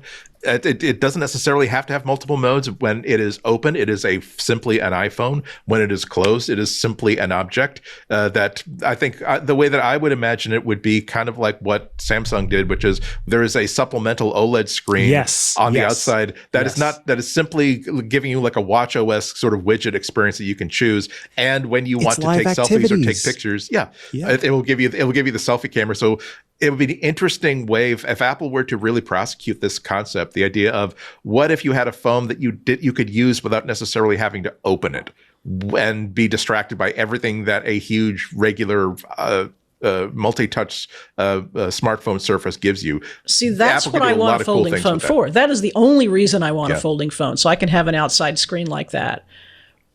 Well, we'll see. It's from Mark Gurman, and he says that Apple tested a bunch of different form factors before they settled on the larger folder form, but now they're reconsidering a clamshell foldable. The information also said they had some prototypes. Gurman points out the product is far from guaranteed to reach the market. So it's just something they're thinking about. They'll probably watch with interest. You know, Samsung announced that their trifold, they have a trifold now, it's going to be $28.99. It's going to be almost $3,000. So That's remember, it just costs more to make these things. They're not. It costs more, and then I feel like the people who have them barely use them. Yeah. Yeah, I don't see a lot of people. No, you don't. I do think you? I think it's for I can't even find mine. I think it's for the $2 million Apple check crowd, where this is not going to be my primary phone. God bless America. I've got $2,500, $2,600 to spend on a phone, even if it's not going to be my primary driver. There actually have been enough marketing studies now that there have been folding phones available for so long. I would have imagined that given the price, most of the people buying these are not necessarily buying it as their primary phone. They're saying, well, I got the second phone for when I want a foldable, but I still got a normal phone. Turns out that most people when they buy these folding phones, even for $2,000, they're actually trading in their existing, and they are using it as their daily driver. Yeah, that's what I did. Yeah. I don't know if that would be the same. This was my only Android phone until recently. Yeah. And it's, Samsung did it right. It's really thin. It's light. It feels good. It's, I think they did a good job with it, but Android, I know you're an Android user, Andy, so I won't besmirch Android, but it doesn't use the real estate any better. It's just like a bigger screen. It's amazing that Google decided 2.5, maybe 3 years ago that, hey, how about if you didn't have even in the tablet era, when the Android tablet makers were trying to compete with the iPad, even then Google was so far behind on the idea of, we'll just have a phone app that just basically stretches in size to fill this iPad-sized screen. It's only like the past 2 or 3 years that they seem to have gotten really, really serious about understanding what you do on Android when it's not a phone-sized screen. Samsung had to build pretty much all of that infrastructure themselves, not only for their tablets but also for these foldables. And they've actually been collaborating with Google to develop these systems because Google, for some reason, decided that wasn't super important. Gurman also says the new MacBook Pro, the M5, J714 and 716 should come out soon. They are slated for the 26.3 Mac OS software cycle, and that means in the next month or two. He also says, good news, that OLED M6 will probably be out this year in the fall. So good news for me, because that's the one I thought maybe I would get. Although now I'm not so sure, but we'll see. We'll see. There's a breaking news, so to speak. Apple just a couple hours ago announced Xcode 26.3. We're going to get to that. Stay tuned. Sorry, I didn't see on the show notes. So go ahead. The next one down. We will be talking about AI. I think that's enough on rumors. Andy's right. We're going to move on. You're watching MacBreak Weekly. Andy Ihnatko, Alex Lindsay is being replaced soon, but until then, Shelley Brisbane is with us, which is wonderful. Alex's seat, as I mentioned, will be filled by Christina Warren end of the month. And for Jason Snell, who's on vacation, or maybe he's at Apple's 2026 TV event today. Yeah. Which I didn't know about. I don't know. He said he's on vacation. We'll see. Anyway, we're glad to have Michael quotes Sargent around that, probably. Yeah. Well, maybe it's on the way to vacation. He's stuck in LA for that. All right, Andy. So agentic coding comes to Xcode. Apple clearly stinging a little bit because first thing that happens last week, Anthropic announces Claude Cowork, which only runs on a Mac and is designed to be kind of a cross between Claude Code, which is command line based, and Claude, the chatbot, so that you can chat with it and have it do stuff. We talked a couple of weeks ago on Twit with one of my favorite security guys, Alex Stamos, and he said it was very impressive the way Anthropic had wrapped Cowork it's a virtual machine, which is why it takes so long to launch. I mean, they really paid attention to security for this thing. Also, in response, OpenAI announced, we got something Mac only. Our Codex coding agent is now an app on Mac only. And I think Apple must have said, we got to do something. So they have announced. Go ahead, Andy. It's your story. No. I just saw it like 10 minutes ago. You probably have. I don't know anything about it. I will tell you. It's Xcode 26.3, and they're integrating all the coding AI into your workflow. Yeah. So you can either use a Claude agent, which I'm not sure what that is, if they mean Claude Code or OpenAI's Codex directly in Xcode. To me, honestly, I'm less interested in these IDE-based tools like Codex or Google's Anti-Gravity or Xcode with an agent built in or VS Code with Copilot built in. I think the command line is the way to do this because honestly, once you start using this, you're not really writing that much code. You're letting the agent do the The thing that I always wonder about is I'm not a professional developer. I'm not part of like a 100-person team that's building something super important that a corporation is going to be run off of. I'm always wondering whenever I see, great, hey, we've added agentic coding features to our systems. Like, great, how are you helping these developers integrate it into the existing code base? How are you integrating this into testing, into validation, into certification? Into compliance with all kinds of other things. It's like it's one as somebody who uses AI a lot for scripting, for coding, for even writing little apps where I'm the only person who's in charge of this project, and no small, medium, or large city is going to lose electricity because I didn't do this correctly.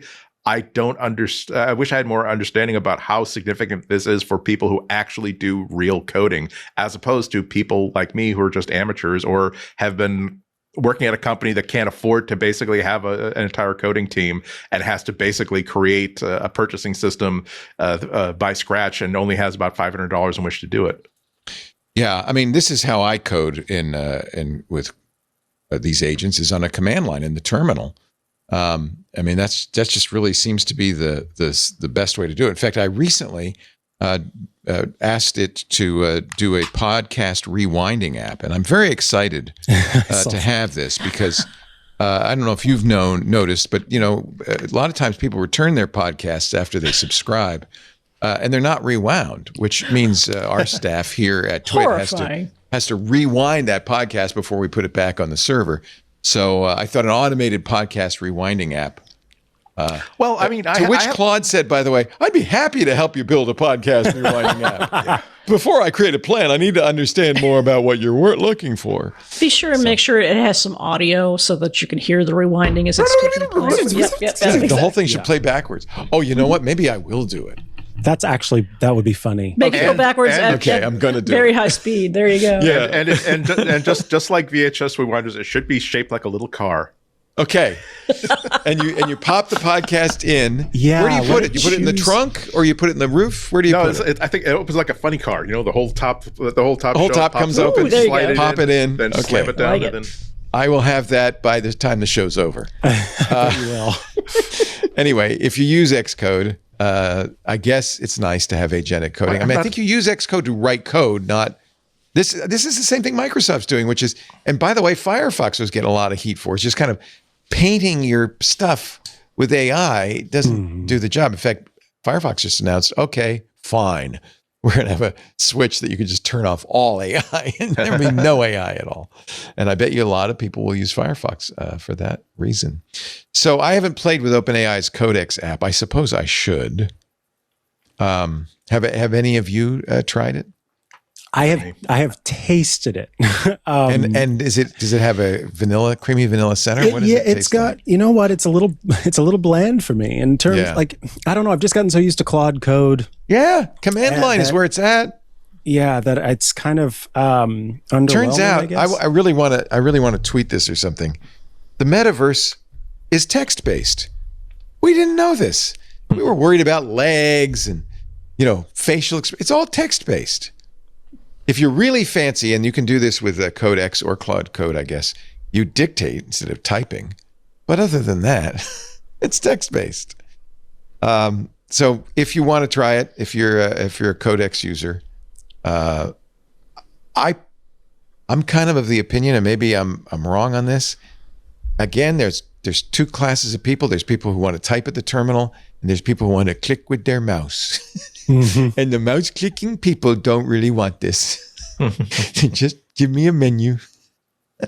Maybe, I don't know, maybe there's a market for it. Maybe a generation is going to have to retire like voluntarily. There's so many technologies or so many systems and changes to society or workforce that don't really dig in until a generation ages out of the system, leaving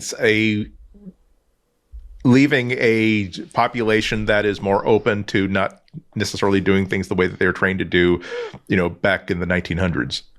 Are you saying that it's old fashioned to use a command line, a terminal? No. Just that people have certain expectations. I am an old man. I understand that. Microwave ovens are standard issue for every single kitchen. There was a generation that said, no, we don't. That's not true. how you heat some stuff. You can't. The cooking. oils have to relate to this. Yes, yeah. that's versus, well, no, we're not going to cook everything with a microwave, but basically, it's going to allow me to do my potatoes beforehand, and then when it's time to plate, quickly nuke them up. Hand them over to Chef Mike before I plate them at the last minute. So.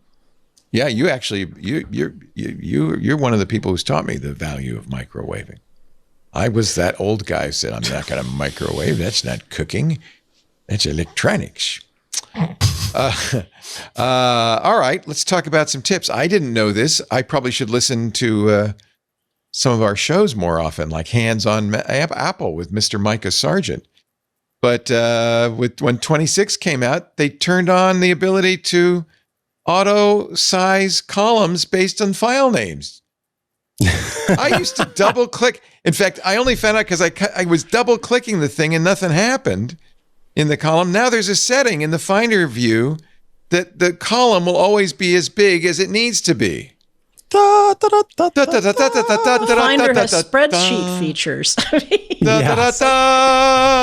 It rolled out from Numbers and fell into Finder. Yeah. Right. Yeah. So it came out with Tahoe 26.1. Apple. I just thought, maybe I'm not the only one. This is a TIL. You hate it. Maybe that's another old school thing. It started with Next Step. Steve Jobs added it to the Next computing system. I liked it so much there. And I was thrilled when Mac added it when they acquired Next. It's just a natural way to look at files, isn't it? Why do you hate it?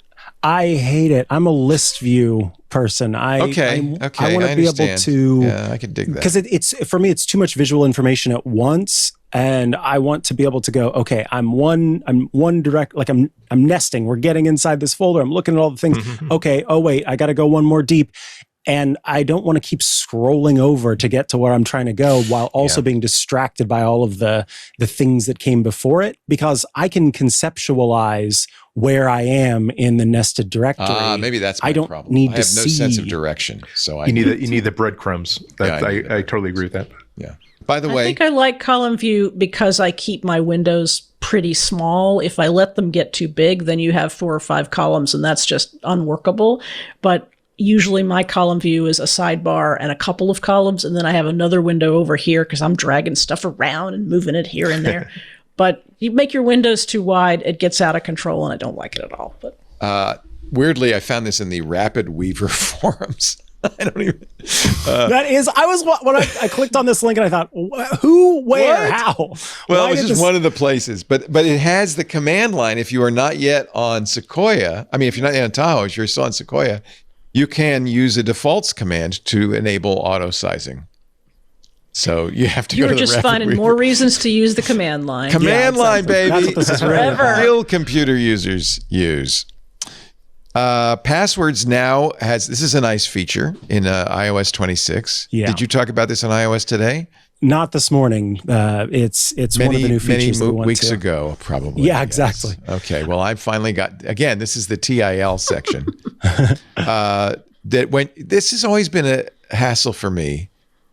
When you create a new password, if you don't copy it, you don't add it, it just if something goes wrong, sometimes there's some sort of pop-up comes up and on the site, and then you don't get it saved, and well, it can be a nightmare. Now Apple has added a new password box that you can go to where all the new passwords that you've generated but aren't saved.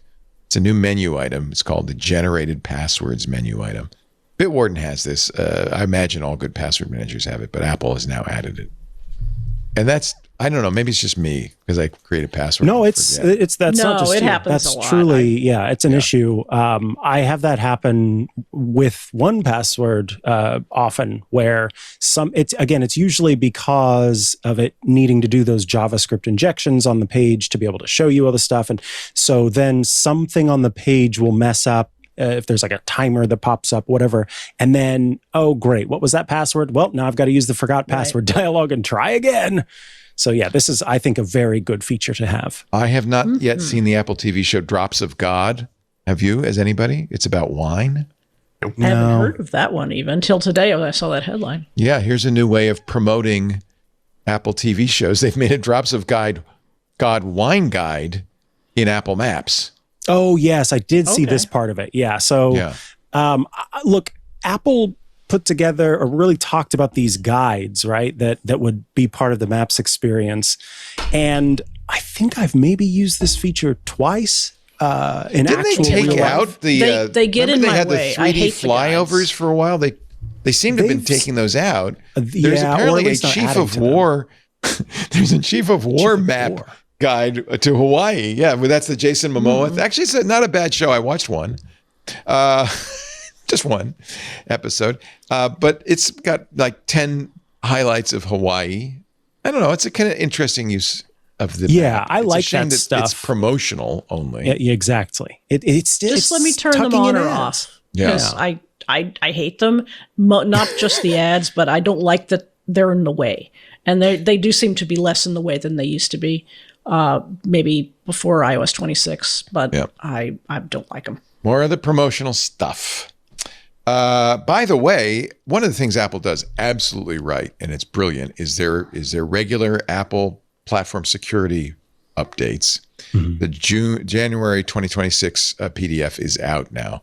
And Apple is more forthcoming than anybody on how they do their security. It's always impressive. This is more than 100 pages, actually more than 200 pages, 262 pages of in-depth descriptions of how Apple does their security. And they really do a good job with Blast Door and lockdown mode and all of this stuff. They even talk about how they do random number generation so that it's done properly. They use entropy sources from the Secure Enclave hardware and timing-based jitter collected during boot and stuff. Steve Jobs. What is going wrong with my brain? Did I have a stroke? Steve Gibson will be talking about this, I'm sure, at some point. You know what it is? I've been Claude pilled. I was going to say, yeah. I'm not in this world anymore. I'll be, I and the other AIs will be taken off in just a little bit. Anyway, the Apple platform security document is out. Help.apple.com.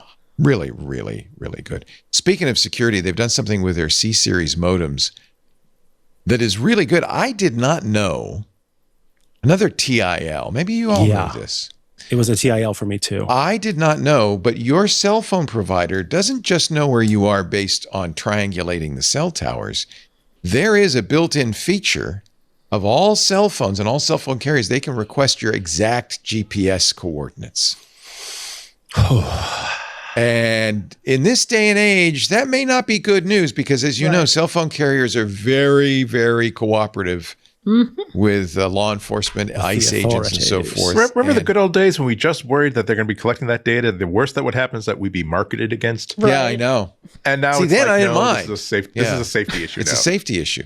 So one of the things that Apple's new C-Series modems does, and you could see this setting, I actually turn it on in your cellular data options, is limit tracking. It's not just cell towers. Now, I'm not completely clear that this turns off the GPS feature because, unfortunately, the carrier has to support it. So far in the US, the only carrier that supports it is Boost Mobile. So isn't Boost and MVNO, aren't they? Yeah. T-Mobile? Yeah. That seems odd that that's the one that supports Well, it tells you a little something about these mobile carriers and their real priorities, doesn't it? I guess it's just confusing to me technologically because I understand that. I guess I don't know enough about the innards of the cellular network, but if they're an MVNO for another carrier, right? Yeah. And Apple Insider in its report says at the very end, And we probably expect the carriers to sue Apple over this. So don't depend on it. They're gonna make the argument excited. that the reason why we need to collect GPS information is to basically map out where our signal, where our customers are not getting good signal, so that we can adjust our towers accordingly, which is fair and valid. But again, it would have been a better argument. It was a better argument 5 or 6 years ago than it is today. Yeah. Oh, by the way, Shelley, Scooter X in our club chat says T-Mobile sold Boost Mobile to EchoStar, the Dish company. That was part of the deal so that T-Mobile could merge with Sprint. Oh, that's right. Oh. The whole lie was, oh, don't worry, because there's going to be a whole new cell carrier from Dish, which is Boost Mobile. So there you go. The more you know. The more you know. TIL. This is the TIL episode. So Apple TV Press Day. I didn't know about that either. Learned about that. Today I learned. Today I learned. Looking for your invite, Leo? Or- Yeah, where'd that go? Apple TV Press Day. They unveiled some new stuff in Santa Monica today. It's a major invite-only media event. Oh, I get it. I'm not media. That's why. You mean you're not Anya Taylor-Joy? Yeah. Anya Taylor-Joy is there. I would kill to meet her. John Hamm, Kurt Russell, Jennifer Garner, Keanu Reeves, James Marsden, and more. They unveiled some new TV shows. There's a new teaser for Imperfect Women. Don't know what that is. Lucky is coming to Apple TV July 15th. That's a limited series with Anya Taylor-Joy based on the novel Lucky. Maximum Pleasure Guaranteed, which sounds like a Cinemax title, but no, it's a comedic thriller starring Tatiana Maslany, coming up May 20th. Outcome, a dark comedy film with Keanu Reeves. We already knew about Monarch: Legacy of Monsters. There's a new trailer. That's coming end of the month. Cape Fear. Remember Cape Fear? Oh, yeah. What a scary movie with Robert Mitchum. And then there was a remake not so long ago that wasn't so scary. They're going to make it a third time. Martin Scorsese and Steven Spielberg producing. It'll be a psychological thriller. June 5th. One of my favorite genres. Have you seen the Robert Mitchum version of Cape Fear? It is. Yeah. I don't Good. think I have. I'll have to add it to my list. Your Friends and Neighbors Season 2 trailer. And the new ad. Can I show this or not, John Ashley? It's an ad for Apple. Are they going to take me down? It's called The Humans of Apple TV. And what it is, and it's great, is behind the scenes pictures from Apple TV shows. And I love it. It's really fun. And I recommend it, but I can't show it because I don't know why. Apple And it's didn't supposed invite to me to tell the us event. that AI is not controlling Apple TV, I think is the point.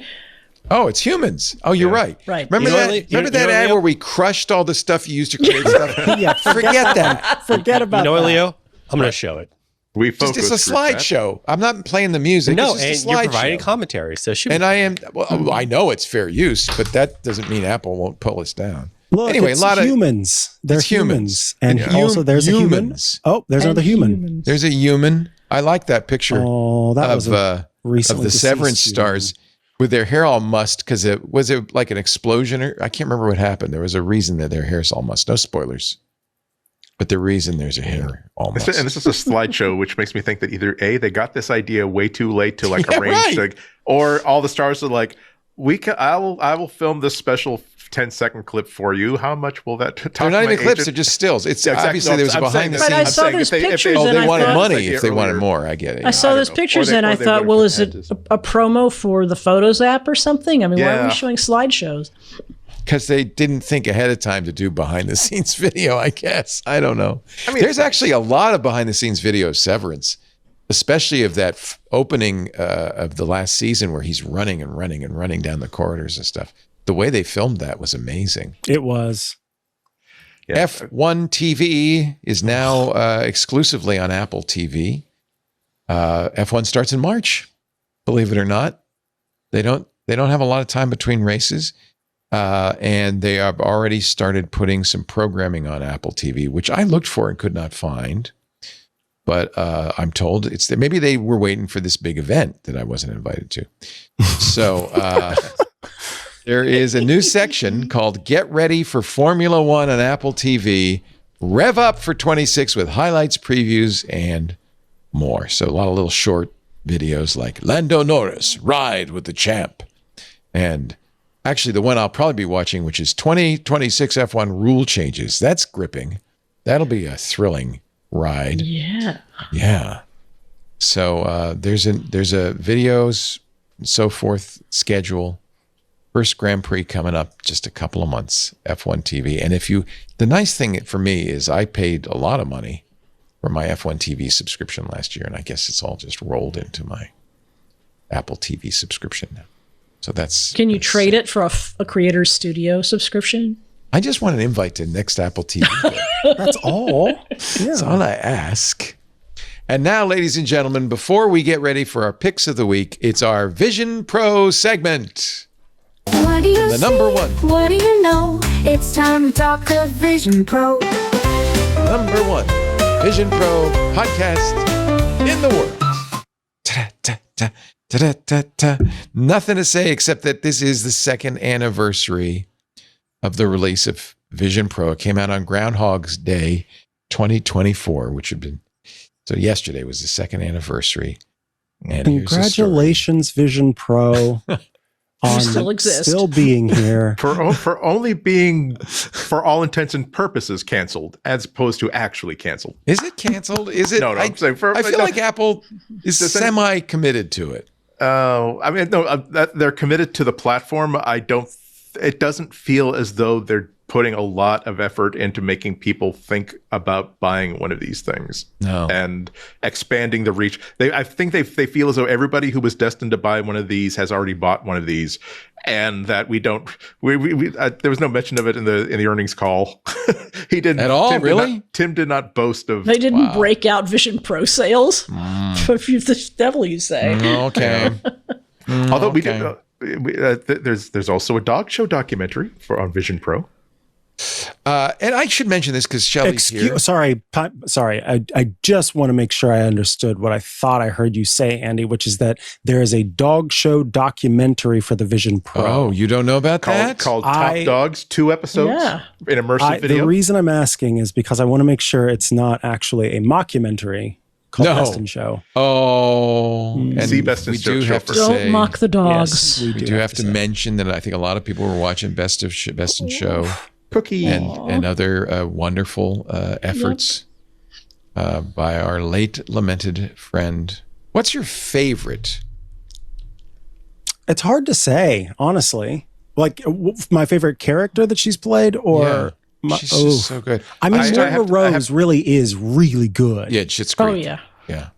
I have to go all the way back to Lola Heatherton on SCTV.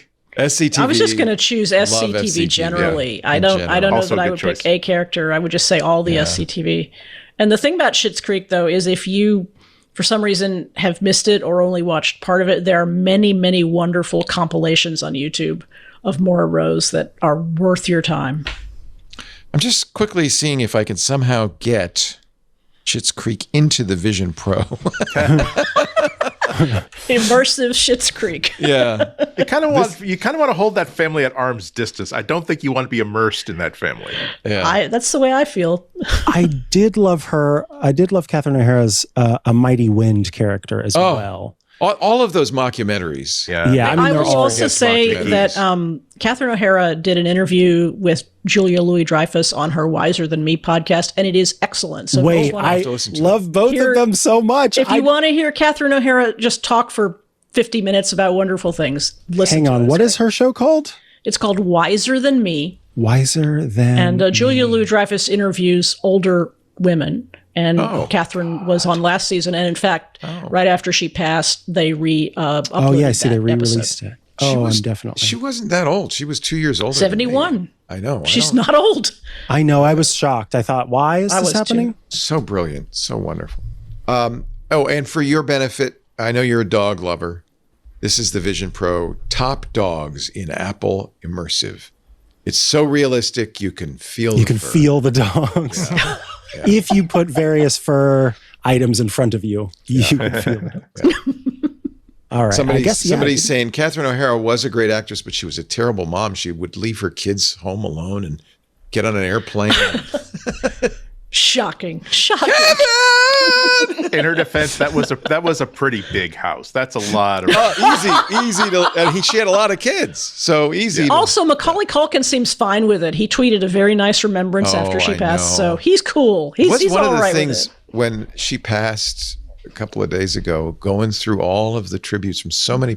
She was beloved. Yeah. Sometimes somebody dies. When Chevy Chase dies, don't expect quite so many few people loving tributes, but boy, right. She was beloved. She was beloved. And that's our Vision Pro segment. Let me see. Catherine O'Hara on the Vision Pro. I had to get something else in there. I couldn't just leave it with 2-year anniversary thing. I do want to mention this before we move to the picks of the week, because it's Shelley put the story in, and she's the expert on this. The Winter Olympics are coming up. And for blind or low vision users, there is some good news. It's going to be a very accessible Olympics. Tell us about that. Well, I know this isn't precisely an Apple story, but maybe I thought of it as one because I've watched a lot of Peacock on my Apple TV, and Peacock, one of the NBC properties that's going to be streaming the Winter Olympics. NBC has had audio description and closed captions on the Olympics events for a long time, but they're doing pretty much all of them. And I assume that the thing that makes it possible to have audio description, particularly on live sporting events, is that they're not live, is that you have the chance after the event has happened in Europe to do the audio description before it plays in the United States. So I've never, you can turn this on. I should turn it on. I've never turned on audio description in movies or anything. It's in the SAP channel. And the what's it sound like? Well, it's actually sort of an art form, because if you're doing it in a movie, you want to do it when there's dialogue not happening. The funny thing is, if you're watching, sometimes the description will have to come a slight bit before the action has happened, just so it can catch up. But there are companies and individuals who will provide audio description. All of Netflix originals are described. Peacock has a lot of audio description, which is why I was excited to see that they're adding this to Winter Olympic coverage. But the live sports aspect is really interesting. And I shouldn't say live, because, as I say, they are replays. But the idea that you go from a television show or a movie that's scripted and produced long before they do the description to an event that happened today, and somebody can create audio description, that's exciting. So I can watch ski jumping, which is my favorite, or figure skating, or whatever it is, and it's going to be described to me. Do they do it like Hispanic soccer broadcasters? Go! Or they do it more like golf, and now she's jumping off the diving board? See, that's a really good question with sports, because movies, a really good audio description for movies or television kind of matches the tone. Cool. So if you were watching Ted Lasso, for example, you would have somebody who was pretty easygoing and sort of had a sort of a charm about them. Whereas if it was a tense drama, you're going to have somebody a little more intense, and the guy points the gun and he shoots, or whatever it is. But usually the description, if it's well done, it functions as narration as opposed to sort of overdone. They're not trying to resell it. It's not like a trailer. It's not like In a World. It's more like, okay, and John Hamm, and the actor, Bob enters. He's wearing a gray wool coat. Why are you telling me he's wearing a gray wool coat? Because that will probably become relevant later. He wouldn't tell me about. He wouldn't tell me what he was wearing. Chekhov's gun theory. Right. You wouldn't. That's what's funny about audio description. So why are you telling me that he's wearing a gray wool coat? That's going to become relevant, because if you didn't tell me, it probably wouldn't become relevant. Okay, I kind of want to watch something with this. I do. You get description about facial expressions, which is really helpful to me, because even if I can see the action, a lot of times I miss the subtleties of facial expressions. So it's very helpful to sort of get, like director's comment. I won't listen to director's commentary on the first viewing, but if a movie was good enough to watch twice, I will often and I will turn on say that well-done audio description, unlike director's commentary, doesn't cover over the actual audio. So that is one of the annoying things. Right. That's why I have trouble. We use chewing gum wrappers to simulate lights in the background. Meanwhile, that's why you don't watch it. What is he saying? Yeah, you don't do it the first time through. The Rose Byrne movie that she's nominated for an Oscar for, If I Had Legs, I Would Kick You. is so brutal. It's so difficult that Lisa and I abandoned it halfway through. Oh, wow. Yeah. Really? I went back and finished it because it was a tour de force. She's in close up. You don't see really much else except her face and her reactions. It's 2 hours of how stressful it is to be a mom. Her husband's a captain on a ship and he's distant, and she's got a child who's got a disability, and just everything's going wrong, and just it's all of this stress for 2 hours. And but I wanted to finish it because I was she's going to win the Oscar. It's a complete tour de force in acting. But I wanted to give it, didn't want to give it short shrift. So I saw one reviewer said, I watched it, but I'm never watching it again. Yeah. But I did watch it again with the director's commentary because it was fascinating to hear. I was trying to figure out, why did they make this movie? They must have known how challenging this was going to be for audiences. You saw it, obviously, Andy. No, you know what? What happened was that I was interested in it both because of its reputation and also, hey, Conan O'Brien in a dramatic role, that should be interesting. And then I was, well, what's it about? And I'm like, and I'm like, you have to make yourself watch it. I need to be in the frame of mind to see something very, very intense. It's stressful. It's on the list for that when that time comes, but I'm not. That's not what the movie. So I will tell you this, and it might help. Conan is a genius in it. Good for him. And the author and director, it's only your second movie. The last one was like 10 years ago. The author and director said, I grew up being a fan of Conan's. And I wrote him a letter when I was in middle school, and he wrote me a letter back. So I thought, maybe I'll just cast him in this movie. It is not a comedic role. Exactly. Yeah.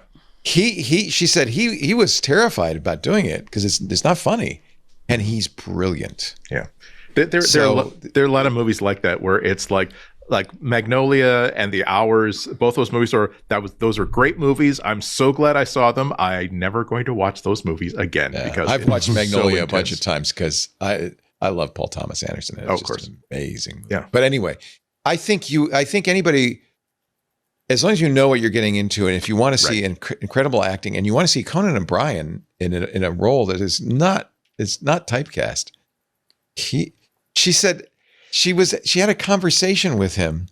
Oh no, she was listening. No. She was listening to his podcast, and he got into a deep conversation with somebody. And she thought, he could be deep and serious. I should cast him as this psychiatrist in this role. And I was like, what? But it was brilliant. Anyway. How did we get onto this? I don't recall, actually. I apologize. I think you took us there, Leo. I don't know how exactly. I got you there, and I'm sorry. Again, I'm not really of this world anymore. Rat hole! Thank you. Let's start with Shelley and our picks. Yes, again. Our picks. I appreciate the jingle to start the picks off with. That's of great. the week. They're all rat holes. Right. So my pick of the week is an app called Transit. It is not a new app, but it has been updated a lot since I last used it. I was in California for a few days a couple weeks ago, and so I had the chance to take the BART and the AC Transit and all of the various transit outfits. And one of the things when you're taking buses, especially if you're in an unfamiliar area, that you really want is how long is it going to be before it arrives? Is it late? Is it going to take me where I want to go, obviously? But Transit has just done such a good job with the interface that it's very glanceable now. It's much more glanceable than it used to be. You get real-time information about where transit vehicles are. You can obviously plot routes, which you can do in Google Maps or Apple Maps, but this app is specifically geared toward using public transportation and making connections, because that's often a big deal. It's like, well, I've got to this bus and I'm going to go from here to here, but how do I get to the next one and how many minutes do I have to get there? They also crowdsource a lot of data, which can be both either annoying or really useful depending on your point of view. So they will say, just using the app, if you allow it, crowdsources your experience. So you hit the go button and you are being tracked on a transit trip for your own purposes. The point is for it to tell you when to get off, when your stop is coming up. But that data and the data about how on time the bus you're actually riding is passed along to the aggregate for the benefit of other users. Also, it includes some polls. So while you're riding the bus, the poll, only while you're riding will the polls pop up, and they'll say things like, rate the safety of this stop, good, bad, average, whatever. And then you agree to answer a poll question, and then you get one more poll question and you answer that. And the third poll question is, have you had enough, or would you like some more poll questions? So it does a pretty good job of being respectful of your time. And as I say, the interface is just really attractive. And I think it strikes the right balance between crowdsourced social app and leave me alone, I'm just trying to get home on the bus. So you live in Austin. Are you able to pretty much, I mean, how's the mass transit there? Can you get around? It's okay, and I use it. I think the thing in Austin is that I don't really need an app because I kind of know how often the buses I typically take are going to come. And I also am at home a lot. I don't go out as much as I should. But out there, I mean, I was, having lived in California in the Bay Area for almost 5 years, I knew the area, but I hadn't been in Oakland, which is where I was for a film festival. And so we were getting from where we were staying to the film festival and to other places around the Bay Area. And so even though I knew the area, I didn't know the sort of ins and outs and the rhythms of the transit and how to switch between BART and AC transit, for example. So it was really good for the experience of somebody who's, oh, I'm taking public transit now, but I'm not really sure how to do that where I am. Awesome. Thank you, Shelley. So great to have you. I appreciate you being here. I appreciate your having me. And I will have you with Christina. That's awesome. I'm making a mental note of that. Hooray. If you've ever gone to the Apple store and said, why don't they sell that MagSafe demo charger? You should know about the Apple Unsold website. This is so cool. Which will be taken down any minute now. Actually, they say due to a surge in recent orders, we aren't allowing people to order anything right now because we got to catch up.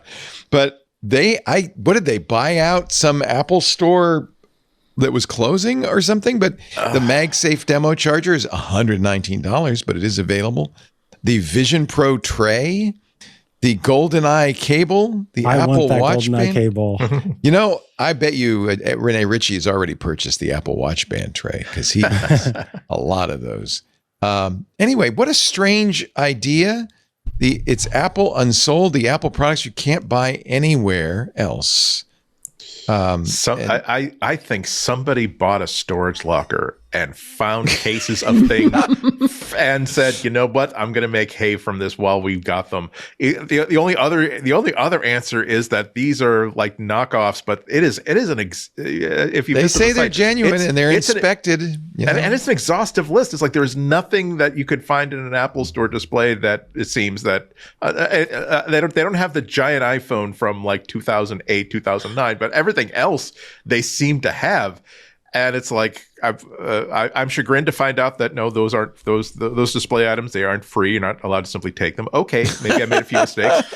I'm glad to have an opportunity to actually pay for them if I'm given one. AppleUnsold.com. And as long as I've got you, let me give you one more. Bugs Apple loves. Why else would they keep them around for so long? Total time wasted by humanity because Apple won't fix these 32.4 million years per year. So if you ever hit one of these bugs, and there are a few of them, you will recognize this page. Mail search doesn't work. The search bar is purely decorative. I don't know if that's a bug or a feature, but anyway, this is great. They have all of the long-term bugs and the consequences.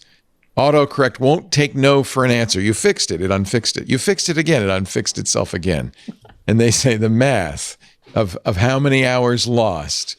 This is such a snarky site. I love this. It's well written. It's so great. Apple Pay card icon changes address. The credit card icon doesn't change the credit card.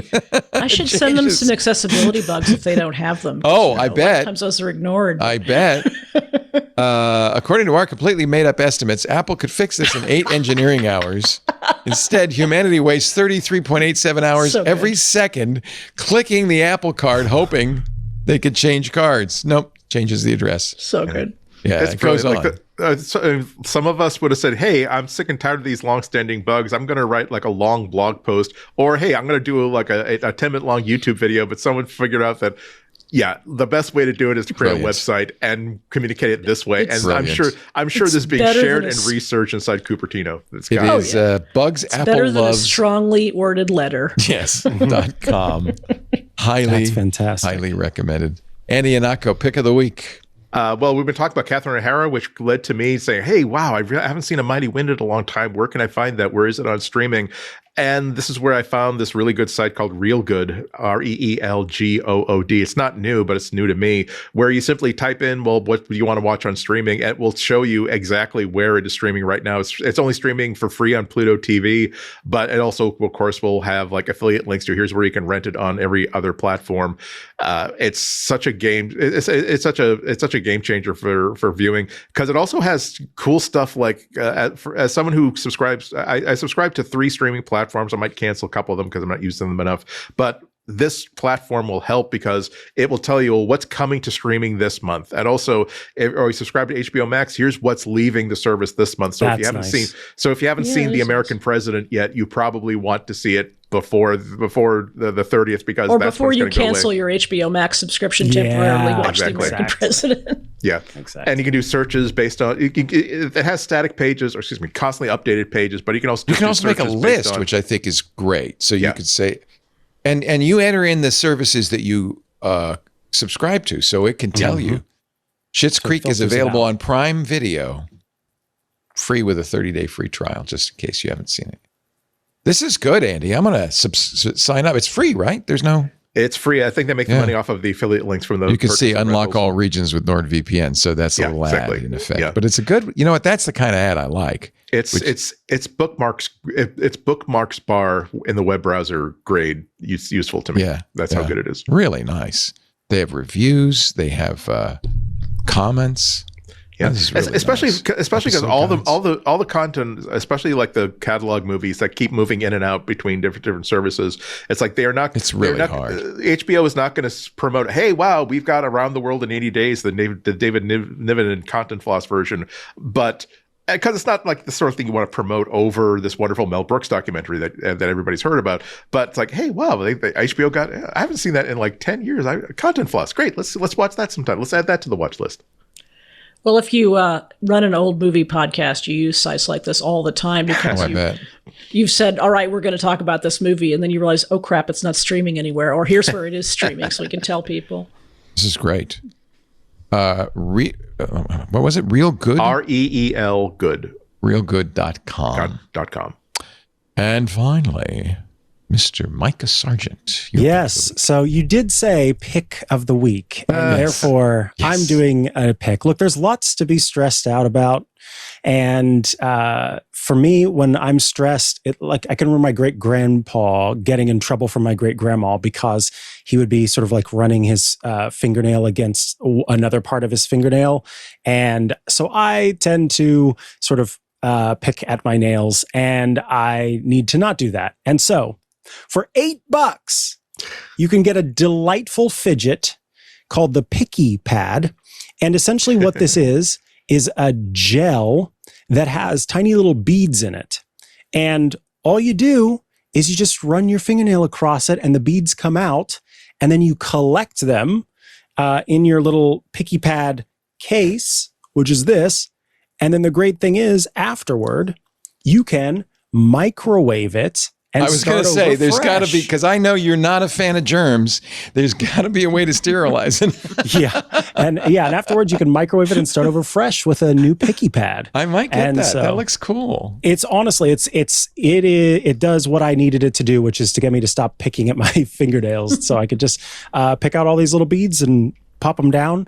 And it's just a nice, it's a quiet fidget too, which whenever I'm on camera is very helpful. Oh yeah, I used to have a fidget spinner. Somebody sent me a fidget spinner, and after a while, people start saying, "What's that sound on your shows?" There's this really weird. And I went, "Oh crap! I've been spinning the fidget spinner." I wanted to show you this. My daughter gave me a thinking putty. It says it's Crazy Aaron's thinking putty, and it's very similar. And but I can't get it open. You play with it, and she said, "Yeah, it's only slightly used, really." Slightly used. she ran out of time to get Christmas presents, so that was my Christmas present this year. Was only a slightly used thinking putty. The Picky Pad looks really it's nice. I like it a lot. Yeah, $7.99 on Amazon. I could have it by tomorrow. It says. Comes with a little case to keep it. Picky Pad case, free of hairs and all that stuff, and then it has a little. This bag it has to collect your beads so that whenever you start over fresh, you can pop them all back in. I don't get it. The beads come out of the. Yeah, so it's like you're pulling beads out of with your finger. I get it. Yeah, the beads are inside, and you're just sort of running your finger across, and it's just a satisfying feeling. Oh, and when you microwave it, it melts and reabsorbs. It melts, all those. and so then it reabsorbs the beads, so you can start fresh. Just for sterilizing it. No. I didn't, and again, TIL, it's called trichotillomania. Yeah. This was actually originally invented for people who pick at their hairs. That's not something that I do, thank goodness for me. Like, I'm happy that that's not the case, but just as again, like sort of a fingernail picker, this has been very helpful to do this instead. Yeah. Wow. Well, now I'm getting into my my thinking. Now you're getting into your thinking putty. It's quiet too. Yes. Thank you, Mr. Micah Sargent, doing double duty today.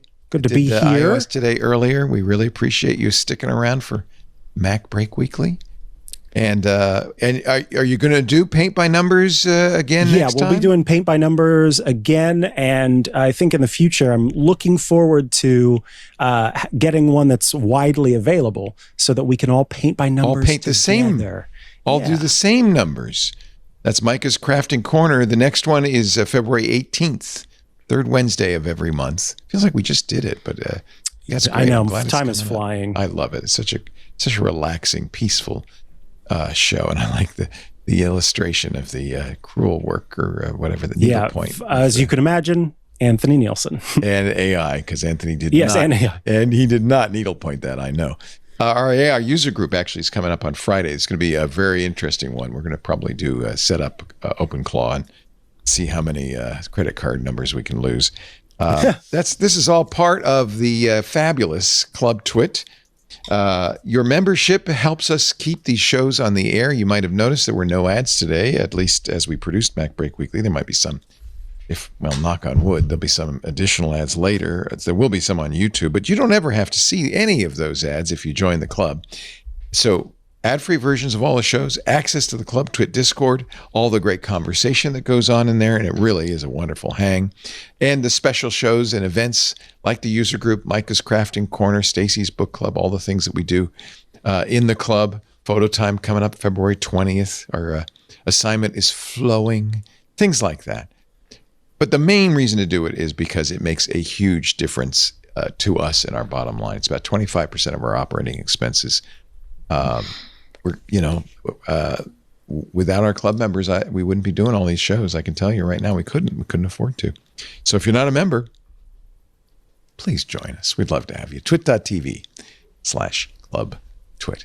Thank you to Shelley Brisbane. Texas Standard Radio. Can I hear it if I don't live in the Lone Star State? I'm so glad you asked. You can find Texas Standard anywhere you get your podcasts.